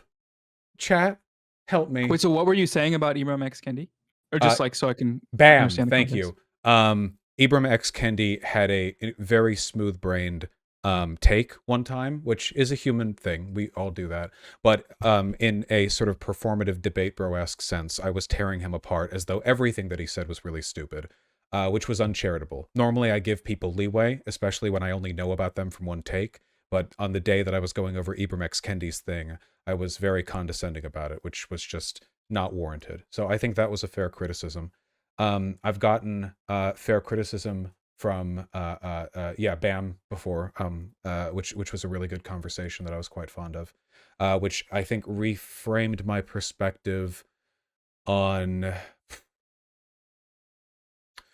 reparations to black people. I moved over massively on xenogender and neopronouns. I used to be pretty against those things. That was mostly because of Demon Mama and Doe, two very gay gays. I didn't argue with them directly, but sort of proximity to their shit made me own up to changes in my perspective that have been brought about. There are other examples. I admit I don't change my mind on stuff that often because, well, I think I have a decent number of things figured out. But usually when I find I've been German election data, Die Linke. That's right. We had 3 Arrows on to talk about that, and then Adam something came on to talk about 3 Arrows, and they disagreed. But I just was listening to Europeans talk. Yes, Die Linke. Yes, of course that. No, there's more. Hold on, I'm scrolling through chat. Chat has a better memory than I do. Well, I did change my mind on the black nationalism, black separatism stuff. But that was a while ago. That was like that was almost a semantic change, not so much like an ideological shift. Black. No, I said black. Oh, kink at pride. No, yeah, I'll take it. There are examples. There are examples. I will say though, when I have changed my mind on stuff, it has exclusively been from people whose minds are unclouded by the general seething contempt a lot of people in the online left have towards me. And I don't think that's because I'm defensive when confronted by those people. I think it's because those people tend to have worse arguments because they don't even know what it is they're criticizing. They criticize things they've been told, I believe, rather than things I actually believe. There are probably other examples I can think of. That's a good list. The GameStop thing, the GameStop stock. That's right. Well, that was like a technical thing. I brought on like a technical expert. Yeah. They got you to invest or what? Ha! No. No, I had an unfoundedly populist take on it to begin with. Yeah, no, there was some other stuff. Yeah, was there anything in my video that merited any sort of ponderous, any sort of thinking about? Were any of the points landing in anywhere? I guess that's like a good question to ask. For me, when I think of the value I derive, it's in the line of how can I best confront these talking points more so than how can I best learn from them. It's not that where you're coming from isn't valid. You're being motivated, I believe, again, you can say or not, it doesn't matter. I believe by empathy, when most of the time people are motivated by contempt. And I think that's quite good. It's different from what I'm used to, and it's the only reason why this conversation did go a lot worse. But in terms of like how to grow from it, I don't know. I feel like my arm has been held out for a while. I don't know if anyone's gonna make a do an olive branch bit. I think it's. Did you? We mentioned it before, but did you? You said you watched President Sunday's video, and President Sunday, he's like a small YouTuber, right? He's in chat right now. Yeah, the first video. Yeah, not the. Did you? Subsequent so you disagreed with that? Did you ever watch that on? Or I guess you said you didn't, but did you ever or what was your reason for disagreeing? Because I thought his points were pretty good, and he, you know, he talked with Professor Flowers at length about her views. And again, like, I guess you could say, like, you can't expect everyone to need to clarify things or whatever, but you disagreed with President Sunday's video. I thought it was really good. Was there a reason that you came up with? Well, I don't think I've seen. I think President Sunday has another newer thing that I haven't seen, or I could be mistaken. I watched the first thing that got brought out to that effect. I haven't seen. I think both videos are pretty good. Yeah. Okay. So it's two. Just making sure. Yeah, I need to watch both of them because I don't know if he wants you to watch them on stream, but if I recommend. So it is difficult to watch videos on stream without responding to them in a manner which of course conveys antagonism. I think ultimately the critical issue here is one of charitability. I've argued with so many far-right people that to me, the idea of a person clumsily dog whistling, accidentally letting the mask slip, and then pulling back away and hiding behind euphemism or like retreating from points, this to me is like a coin flip in a convo. Do they do it or do they not? 50-50. It happens all the time. To other people, it seems like this is an exceptional kind of behavior. I imagine it would be exceptional in some spaces, but online politics has rotted my perspective on people's positive tendencies somewhat. I think that Professor Flowers is in so many more ways than I could ever describe kind of like a Nazi, in the sense that when I debate Nazis, they can't be upfront about their perspectives because when they are, things like come off really bad. Even the Nazis weren't honest. You can go watch the documentation that Nazis put out. Nazis weren't honest about what Nazis believed, even to other Nazis. They lied to themselves. They were like, oh, we don't actually want this thing. We just want to do this adjacent thing through which implications can be derived, which lead to the second outcome. They do that all the time. It's so coded into their behavior that I legitimately think that to them, they would have to make an effort to be honest the way that you or I would have to make an effort to deliberately lie to mislead somebody. It's so coded into their behavior. The irony that you use to run away from points or avoid accountability, or the outright dishonesty, or even the codified dishonesty you're not fully aware of, it gets so ingrained that eventually you don't know what you believe anymore. If you've ever talked to a person from 4chan's pull board who's just been there long enough to have their brain rot off completely, that is the epitome of pull. People who believe terrible things, but genuinely don't know whether or not they're being serious when they post them. And I don't think that Professor Flowers is that bad, but I do think that she has a lot of unexamined biases that feel like I'm being uncharitable when I'm looking to see them clarified. It's a little like Autism Speaks. Autism Speaks is a eugenics organization. The framing they use when they talk about autistic people is that they're a burden and that methods should be brought about to remove their burdensome tendencies, But if you actually talk with a person from Autism Speaks or look at the language they use, they will never say that they're in favor of eugenics. They'll never own up to that. And they probably believe that, too. They probably genuinely believe that, just like there are a lot of people on the right who believe that opposing critical race theory in schools isn't the same as just not wanting about slavery to be taught. But it is, in a lot of cases. So I don't think Professor Flowers is an essentially bad person because I don't believe in essentially bad people. I see in her many of the characteristics that I see in the alt-righters that I'm often attributed as a prime de-radicalizer of. An inability to cope with the severity of their sincere points, so they deflect behind adjacent flowery, up a pun, rhetoric. Nice. Thank you. The language of decolonization to mask the more sinister prescription. Or, as the Nazis did, not decolonization, but the language of national revitalization, which they used to get away with, well, not get away with, we bombed them, which they use to pretend that they would get away with a lot of really bad things. That's what I think. So this isn't some like massive hate derision thing or whatever. The Professor Flower stuff comes up a lot specifically because it feels like it's so indicative of adjacent issues. But I worry when I see this because I don't know about you, Noah, or about other people on the online left. Are you just unaware or are you in on the dog whistle? I don't know. I don't think you are. I think a lot of people online are in on it, and they kind of know what Professor Flowers is about, and they don't really care. They just think that's leftism, you know?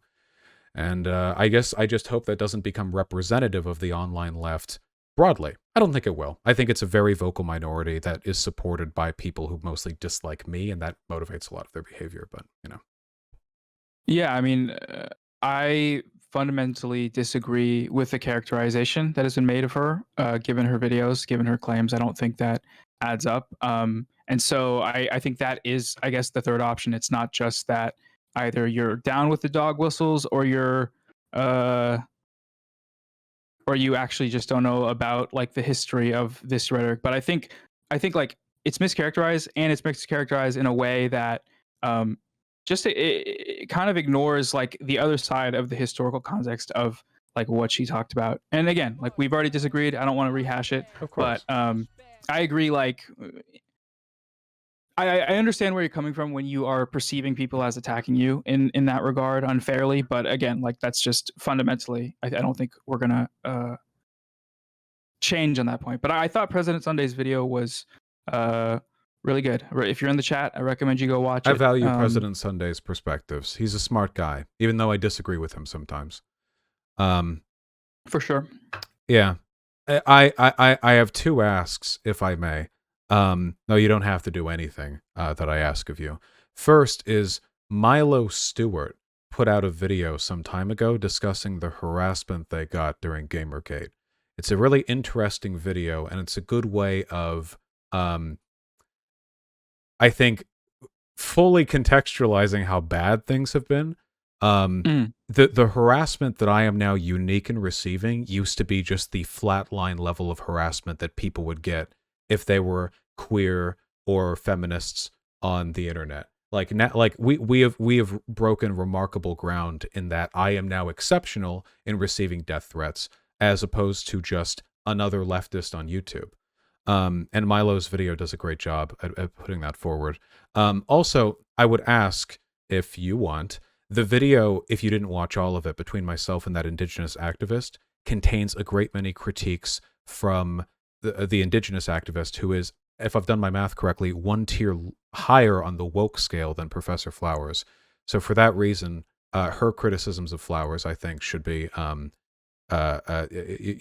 salient, I think. I don't know if it's just me delivering them, but I am consistently surprised by how unwilling people are to interpret her speech in a way I think is reasonable. But either way, at least watch the Milo video. I do appreciate you coming on. Obviously, all of this is framed by antagonism, but I do genuinely value these conversations, and I'm glad that this one gets to end with goodbyes instead of with anyone rage quitting. I agree. I'll check out those videos. My reverse recommendation to the audience is President Sunday's video and mine as well. Make sure to join my Patreon. Just kidding. But no, I mean, like I said, I think like I just want to move forward in a manner that at least levies the perspective of the other side and hopefully causes some conversations to happen in between where things can improve. So that's just my final statement. But yeah, thanks for having me on. The pleasure's mine. I'm sorry the camera didn't work out, but I know OBS is unreliable. You take care, okay? Yeah, you too. Peace. Peace. Well, I feel like I did about as good of a job there as I could have, all things considered. I'm happy with the way that I framed my points. Obviously, I have some severe disagreements with him, but oh, and I have a headache too. Yeesh. But yeah, I think we cross. Yeah. Well, it's not a winning thing, you know. I understand, of course, the really hard not to be pissed off right now. I understand. It's not, I really do think that Noah is a nice guy who's swimming in an ocean of contempt towards me, and that's always going to color people's perspectives towards others. But I genuinely don't think he's motivated by malice or dishonesty. If anyone felt like I came off as condescending in that conversation, that is undeniably true. I thought it would be a preferable substitute for rage. So, you know, this is very much a lesser evil dealio. you know, a lot of the content in that video, under most circumstances, I would have gone pretty nuclear. But I think that I was very good faith and straightforward. It's not like he was a coward who wouldn't own up to any of his points. He literally clip-chimmed you as being a pedo and a racist in his last vid. Well, I get clip-chimmed all the time, you know? It's an unavoidable fact of living as Vaush. However, you know, all of that stuff, you know, acknowledged, excuse me, I can't fault him, not entirely at least, for being a bit wobbly on some of the points, because I'm me. Again, I understand this comes off as remarkably self-absorbed, but it is, as you've probably noticed from the hundreds of people I've had on who acknowledge this fact, a little intimidating to just hop on a stream with like 10,000 people to explain how you disagree with the person whose job it is to be good at disagreeing with people. That's not even a me thing. That's just a human, like, yeah, it's just a skill set thing. Yeah. Anyway, I hope some of this stuff didn't come off as too conceited. Obviously, I was venting a little bit of adjacent frustration there, you know, like how my being frustrated at how the left treats me. But I really do think Xanderhall is correct on this one, that the online left is growing into a state where it is actively rejecting the systems that were constructed as a way of preventing the situation, the Gamergate tier environment, you know, from arising again. Well, thank you, my cheese.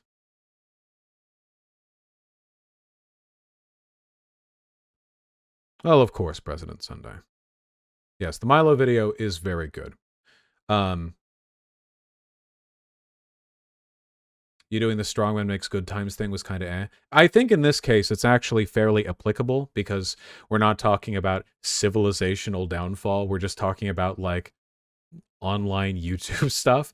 But would you guys believe me if I told you that you could tell very easily whether or not a person in the online left was present from the 2011 to 2016 era? Because you can tell. You can tell, like, pretty easily.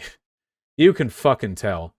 You can tell. And I'm often pretty popular with a lot of the people who are more aware of the Gamergate tier stuff, because I think they know what the alternative is, right? This isn't just a me being cool thing. This is just, it's a lightning rod deal. You know? I'll give you an example right now as an addendum to this, because I meant to talk about this stream, but now I'm going to have to talk about it tomorrow. And it's important to talk about, but I'll bring it up right now to an audience just so you all know what I'm talking about. Matt Walsh created a fake documentary in order to trick trans people into joining up with it. This is a real thing, okay? So Matt Walsh, you know, not the wokest guy, it's been said. Many people claim. The work was done here by Eli Ehrlich, who this gender unity project thing was actually like a fake documentary, bringing trans people out to interview them. This is all being done by the producer for Matt Walsh. This is definitely some, like, you know, let's get the cringiest trans people out here and ask them, like, difficult questions and then edit it in a deceptive manner. There's no other reason they would be doing this. I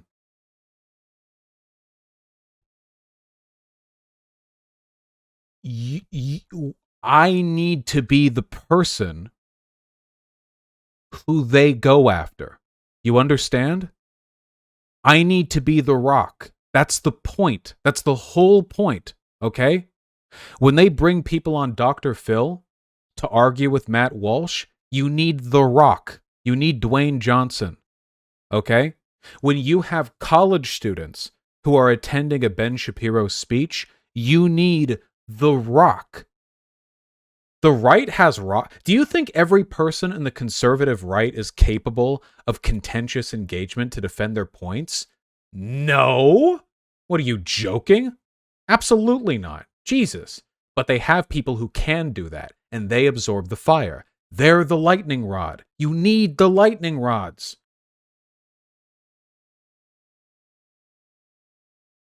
A ton of people in the online right, you know what they talk about? They talk about me. Very interesting guy to them, okay? Now here's a question. Do you think that if I were to just delete my channel, and let's say Xander Hall and, as well, the wall, right? If we were all to delete our channels, do you think then the right would simply give up on reacting to left-leaning content online? You think they'd be like, oh, well, now that they're not anymore, I guess we're done with that particular incredibly lucrative, extremely attractive form of content that has historically driven tens of millions of views to channels like Ben Shapiro. They're going to go after everyone else. Because the nice thing about being known as a debate lord is that when they go after other people on the left, the response from their audience is to get me. Look at the comment sections underneath conservative videos where they target other people. Their audiences want me. They want them to take down me. They want me on there because I'm the guy they hate. So naturally, as a product of my lightning rod construction, I attract the derision. That's the whole point. Now, I'm not asking that people on the left go crazy over me for this because, guys, I make a fuck ton of money and I have a dream job, okay? This isn't like a pity party. I'm asking them to not attack me from behind when I do it. That's it. That is it. That's it. That's the only thing that I ask. It's always people who could not stand an interview with a hostile interviewer who think there's no value to teaching people to be able to do that. It's not enough to me that you guys have the right political positions, okay? I hope you do. You should. But that's not enough. You need to be good at bringing them to other people in your life. Your parents, if they don't accept your gender identity or your sexuality. Your classmates, if you hear them casually repeating white supremacist rhetoric. Your coworkers, if they're dipshits. It's not enough to be right. Other people have to be made right. You can't just be the lone correct person. Every person on the left is supposed to be a contact point for other people to be a part of the left. You understand that, right? I don't understand this complacency, this belief that it's sufficient for people to simply have their space and be right. That's not how you win anything. You don't win anything like that. You get people who already agree with you. And there's nothing wrong if you don't want to be some, valorous debate bro. That's fine. Do what you want, but you should be able to handle yourself. Oh, God, Vermin, yes. Would love to order food. You guys got a big stream today. I'm not done talking either. I'm not done talking. I don't think Noah is a bad person, And maybe, the perception of spinelessness is present here, but in comparison to me, a person who doubles and triples down so much, so often on every point that I've ever made, anyone would look spineless, Fucking Destiny looks spineless next to me with how often he's retreated from points. Find me a person who looks more spined. So that's a comparison thing. And I think that Noah has a really good sense of humor. I really do believe that. It's not necessarily my sense of humor, it's not the style that I would necessarily call my own, but I think it's good and I think it's clearly engaging because it draws a large audience. Humor is a vector by which you can bring other people to your positions. Humor is the honest dog whistle because it allows you to express a position indirectly without ever misleading anyone. It's simply a part of the joke. Of course, it must be followed through with a complete acknowledgement of the position that you made a joke about, which Noah Samsen does. Noah Samsen doesn't dog whistle. Noah Samsen is forthcoming about his political positions, and I think that's a good thing. What Noah Samsen does is valuable. The ability to present that information in a way which appeals to people who are maybe just looking for ooh-woo bisexual lighting soft boys making, TikTok meme references, that is valuable. I'm not asking that Noah Samsen be a debate warrior or whatever. I just feel like there's so much unwarranted derision that comes our way. Xander Hall too. Xander Hall gets so much undeserved shit. I don't agree with Xander Hall and everything. Fucking who cares? Whatever. Xan does good work. I like what Xan does. And Demon Mama does. I don't think Demon Mama gets all the shit from Destiny's community. Xan gets all the shit from like other left adjacent communities, you know. There are a lot of excellent people on the left who I like. I'm talking mostly about the debate bro stuff, or in Demon Mama's case, debate sis, you know. It's the only thing I'm trying to get about here is that like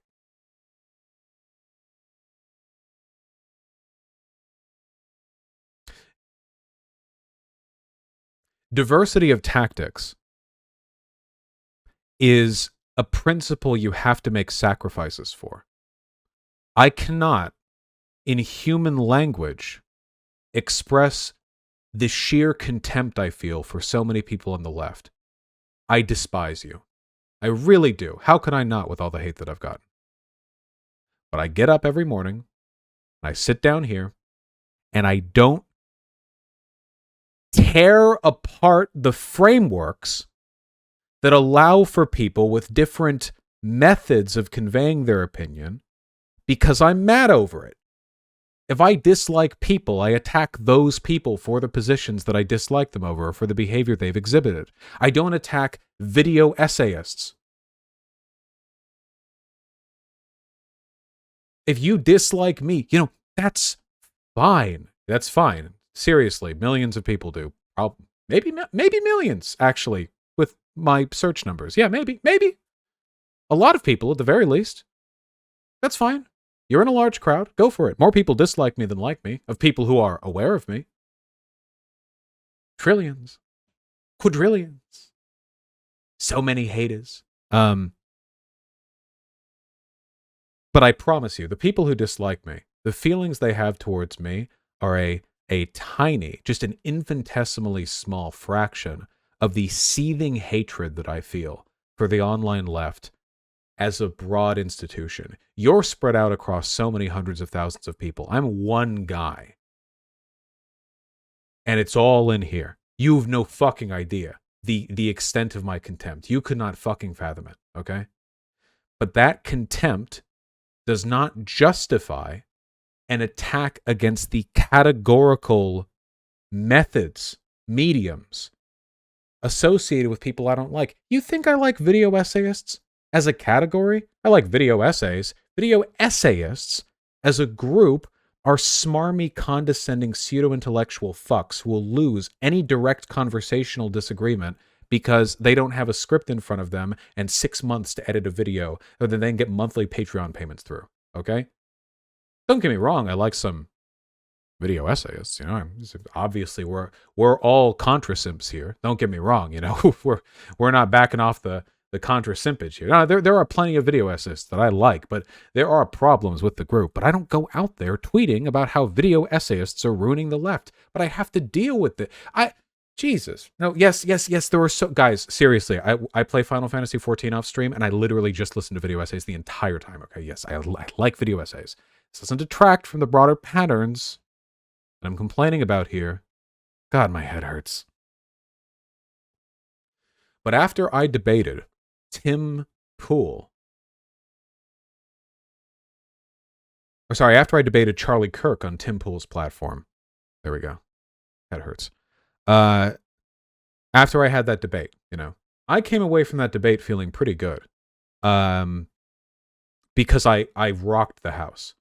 But one of the first things I had to deal with was the Behind the Bastards guy getting 10,000 likes on a tweet, quote tweeting the viral trending tags associated with that debate, saying that debate is worthless and what I do is worthless.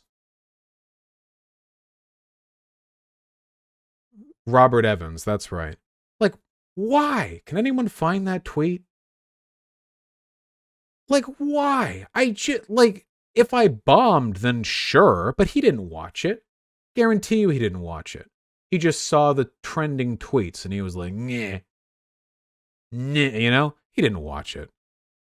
No fucking respect. I respect what he does. Oh yeah, thank you. 2 people at once. But I'll click any's because I like any mod. Yeah, here we go.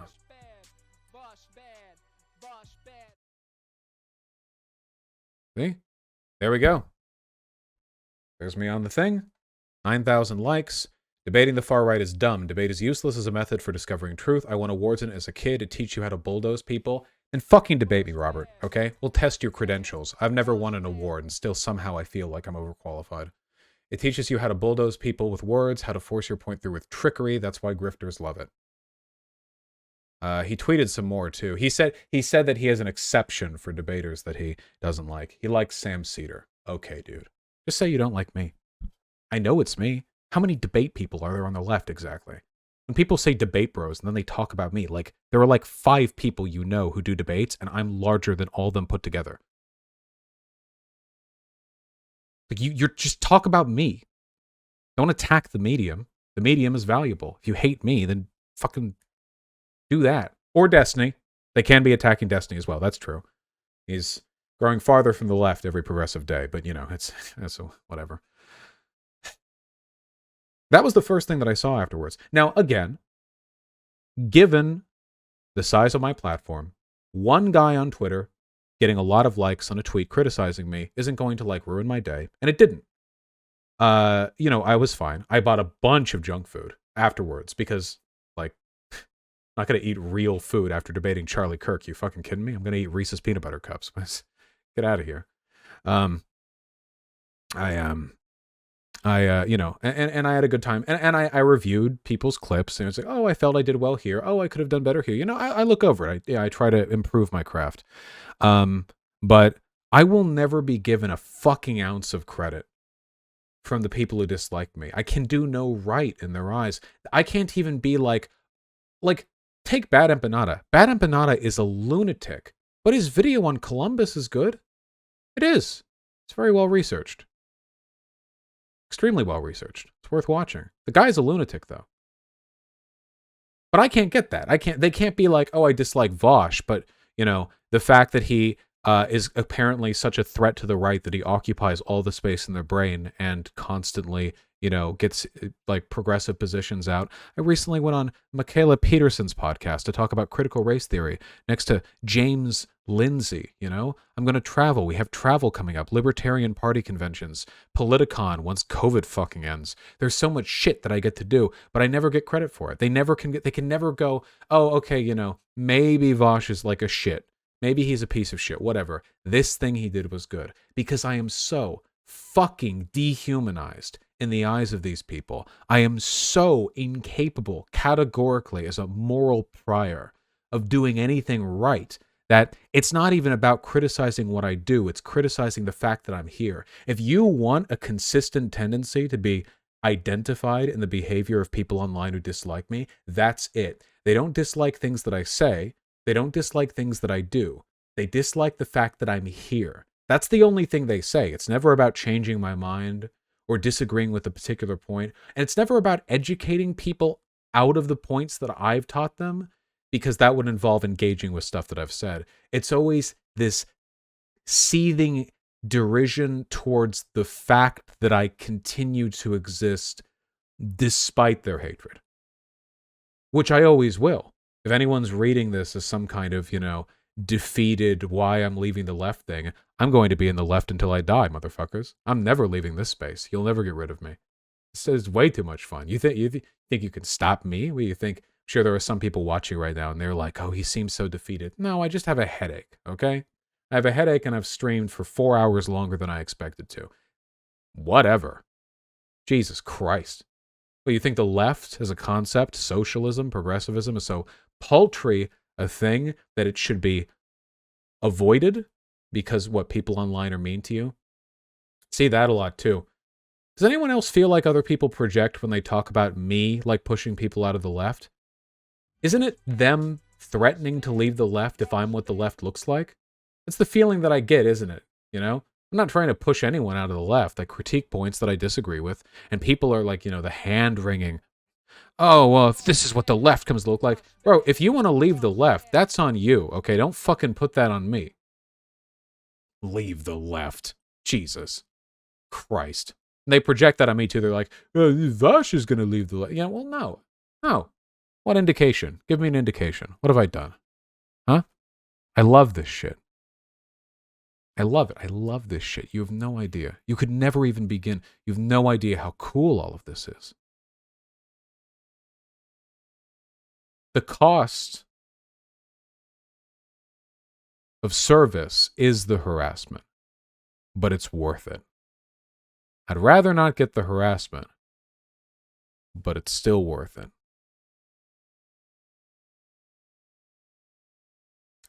Speaking of, from FD Signifier, put up, no doubt, while I was talking to Noah. It's not video essayists versus debate bros. It's not leftist infighting. It's a few dudes, their clones, and portions of their fan base. They are not the left. I'm not the left. We're all entertainers with leftist content. They're just clowns and a lot of people are tired of it. That's it. Now, will FD... Now, of course, we can't say my name directly, even though I'm obviously who's being referred to here, because I am literally Voldemort to these people. But do you think FD Signifier is ever going to meaningfully address and critique a point that I've made, or is this just going to remain, as it always has been from most anyone, a vague denunciation based off an amalgam of semi-coherent criticisms that at this point have taken a life of their own? I have no respect for any of you people. You're all so lucky. You're so lucky that the online left is gracious enough to allow your bad opinions to go unchallenged. You are so fortunate. It's incredible. You're like the snot-nosed dipshit who gets to not have their ass beaten within an inch of their life because we've invented law when everyone wants to, you know? It's like a person who's playing I'm not touching you. You know what I mean? Only the thinnest veil of civility protects them. And I'm glad you have it. I'm glad they have it. I'm glad they have that civility. I am. A strong left, a good, strong online left, should be so powerful that it can sustain people with bad opinions who can't defend them. But there's a pretty big difference between it being a good thing that they can be sustained and saying it's good to sustain them. Those are two very, very, very different things. FD Signifier is, of course, free to talk with me at any point, but I sincerely doubt that'll happen, even though the only conversation that I've ever had pertaining to him was today, and I think I briefly talked about a couple of minutes of a video that he did at one point where he said things that I disagreed with, but then I then acknowledged that I was only watching a small part of it, and then I encouraged all of you to watch the rest of the video. Not a kindness other people afford me, by the way. The people who I respect are the people who don't dirty their hands, you know? Contra? H-Bomber guy? They really don't engage. Not directly. Contra is so drama-averse that she deletes her tweets 3 nanoseconds after she realizes not every single person in her audience will agree with them. They don't really engage. And it makes me worry, too. Is it just a coincidence that the people who I don't think are morons are also the people who don't engage in the medium that would allow me to see if they're morons? If Contra or H-Bomb were just a little bit more prone to drama-mongering, would I think they're morons too? Is it just me? Am I alone on this island, surrounded by hundreds of thousands of fans? Are we a group of people with the population of a United States alone?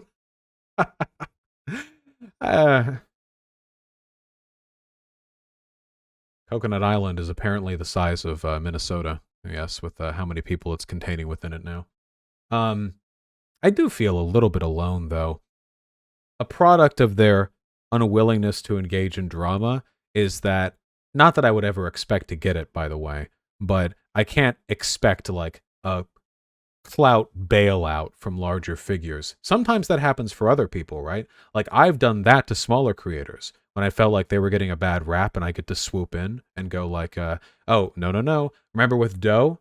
Doe was having, I imagine, quite a frustrating engagement. No, Merrick, it's not a brag thing. It's just a function of having a large channel, right? But that'll never happen to me. It can't happen to me.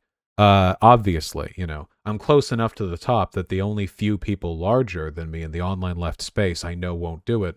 So it's pretty much, we're out on our own here. And so many people in the online left are so contentious, so difficult to talk to. In terms of content creators, there are many that I like. Merrick, you don't fight for me. You fight with me, okay? Don't be ridiculous. There are a lot of people who I quite like, but I guess I always imagined. By the way, proportional to the size of her platform, Merrick gets significantly more harassment than I do. So you guys need to defend her any chance you get. And of course, the people who harass Merrick will get platformed by these anti-harassment types.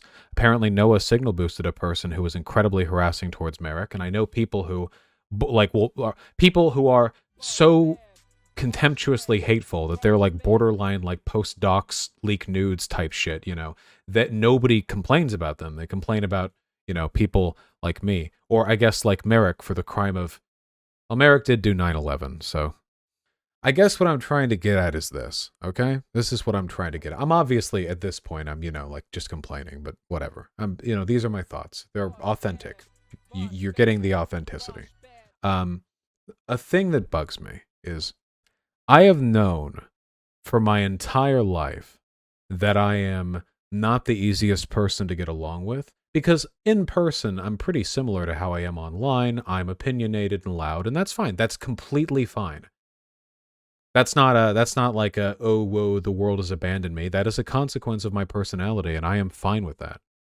But interpersonal interactions in a one-to-one scope are not the thing that I hyperfixated on. See, I have autism. And I wasn't very great at socializing. I'm still not. But there's a skill adjacent to socializing that I got really good at because it was fun, and that was public speaking. I am really good at it. I can do it here, and I can do it in public too. Anyone who took any classes with me in school would know that I took every possible opportunity to be the one to present the information to the class. I loved it. I have no anxiety whatsoever public speaking. None whatsoever. When other people talk about the anxiety they feel, the fear of public speaking, it is an alien thought to me. It is entirely detached from how I feel and think. I love public speaking. And what I did there, this is a neurodivergent thing. Autistic people will often hyperfixate on certain skill sets to compensate for things they're not innately very good at. In this case, being really good at public speaking is a way of compensating for an inability to socialize in other respects. So interpersonally, I'm still sometimes fairly awkward, unless I'm debating, in which case that's also a formalized skill. But you shouldn't be debating people in your day-to-day life. That's not a normal thing to do. It's that's also a very select skill. But I got good at it. I loved doing it. And I've never really talked to you guys about all the positive attention and accolades I got for my public speaking skills, because to talk about it to its full extent would come off as incredibly conceited. Essentially, it's just a series of stories that all sound like those, and then everyone clapped copy pastas, but sometimes that stuff happens. Oh, well, here's Vermin taking the bullet for me. Thank you. Vaush would speak publicly whenever he had the chance and did it well. He last minute decided to give a speech at my aunt's wedding when he was just meeting the whole family, and we'd only been dating for 3 months, but he did it and everyone laughed and clapped, and I nearly threw up, dear God. Well, there you go. I distinctly remember Vermin's panic when I was at this wedding between two people who I didn't know, and I went up when they asked the crowd if anyone wanted to give the next speech. And I delivered a wedding speech to two people I didn't know. And it was fun, and they all clapped. Why would you do this? Because it was fun. Because I can do whatever I want as long as I'm on stage. Because that's the magic of public speaking. Everyone else is terrified of it, and it throws into great contrast people who are very good at it. I like debate, too. And that's also a kind of public speaking. Unless you're debating interpersonally, in which case, why even waste your time? And when I started the channel, obviously live streaming debates, I knew what I was good at. and I'm good at what I do. And I guess I'd always hoped that in spite of being a contentious person, somebody who doesn't always make friends super easily, you know, I'd always hoped that there would be this kind of begrudging respect for a skill set that people considered valuable. You know what I mean? Like, okay, maybe people wouldn't like me or the channel or the content or even the political positions necessarily, but there'd be a kind of broad respect for the ability to just talk publicly and be convincing and to be compelling, to be charismatic. Not to say that I'm the absolute best at that, but I'm good. And I'm disappointed to find that has not been the case. That if there is respect given there, they keep it from me. It is not something that from which I can earn this, you know, begrudging, oh, maybe I don't like you, but at least you're good at this type consideration. Because if nothing else, I feel like it'd be nice to be a rhetorical coach, right? That's what I am to a lot of you guys, at least in part. I think that's a valuable service. I wish... what a dream it would be, you know. Imagine all these people in the online left who dislike me, and they dislike me, don't get me wrong, it's sincere, the dislike, but, you know, they know who to go to for the talking points. If somebody in the online left, somebody who doesn't like me, has an interview coming up, or they're going to be like, there's like a journalist they're going to talk to, or somebody challenged them to a debate and they accept it even though they don't really know what they're doing, who do they go to for the advice? Who do they go to for rhetorical training? Who do they go to for that? I'd always imagined, well, this at least is something to which I could be given some degree of credit. This at least is something for which value can be found. But unfortunately, as things are right now, it's just too partisan for that to function. But consider this an open letter, okay? I will not sit here and pretend that I'm not great at what I do, because I am. I'm very good at it. Take advantage of that. So you think I'm a racist, transphobe, pedophile, American nationalist, misogynist, whatever. But if you're a part of the left and you're going to be talking to the public, you'd better do a good fucking job, because there are consequences to doing a bad job that affect not me, I'll be fine either way, that affect them, that affect people who more immediately experience the consequences of poor advocacy. If you're a head mod on an anti-work subreddit and you've got a Fox News interview coming up, please, God, put aside your dislike. Because there are valuable skills to be taken advantage of here. Happens all the time. Public speaking's difficult. But the right has the backing of institutions. You understand people on the right have media training? Like real media training, right? You think Ben Shapiro, Michael Knowles, Matt Vaush, do you think they're just like YouTubers? No. These people work directly with powerful people. They get actual media training. I've never had actual media training. There are probably things in it that I don't know. How to control your hands, how to control your pacing, how to control the discourse. There are probably things there that I could stand to learn from. This is expensive and highly technical knowledge that they get because these fucks have businesses. People on the right who get big, really, really big, aren't just YouTubers. They're adjacent to real institutional power centers, or directly part of them. And they still suck at debate. Because they're conservatives. You have to take advantage of what you can. I would love it if that was a service I could provide. You know? FD Signifier. You know, if this guy is ever going to present a talking point to a hostile audience, maybe it'll never happen. That's fine. But if it did, wouldn't be a bad thing to be good at it. I don't know. Anyone else? All right. It's enough conceited rambling, I think. I think that for the most part, I'm pretty down low about the ridiculous amount of harassment that I get. Just the unimaginable tidal wave of harassment that I get. So, in lieu of complaining about this all the time, we've sort of constructively condensed it into a nugget of you know, what would you call it? Antagonism? Something? I don't know. Yes, the knowledge nugget. Thank you. Thank you very, very much.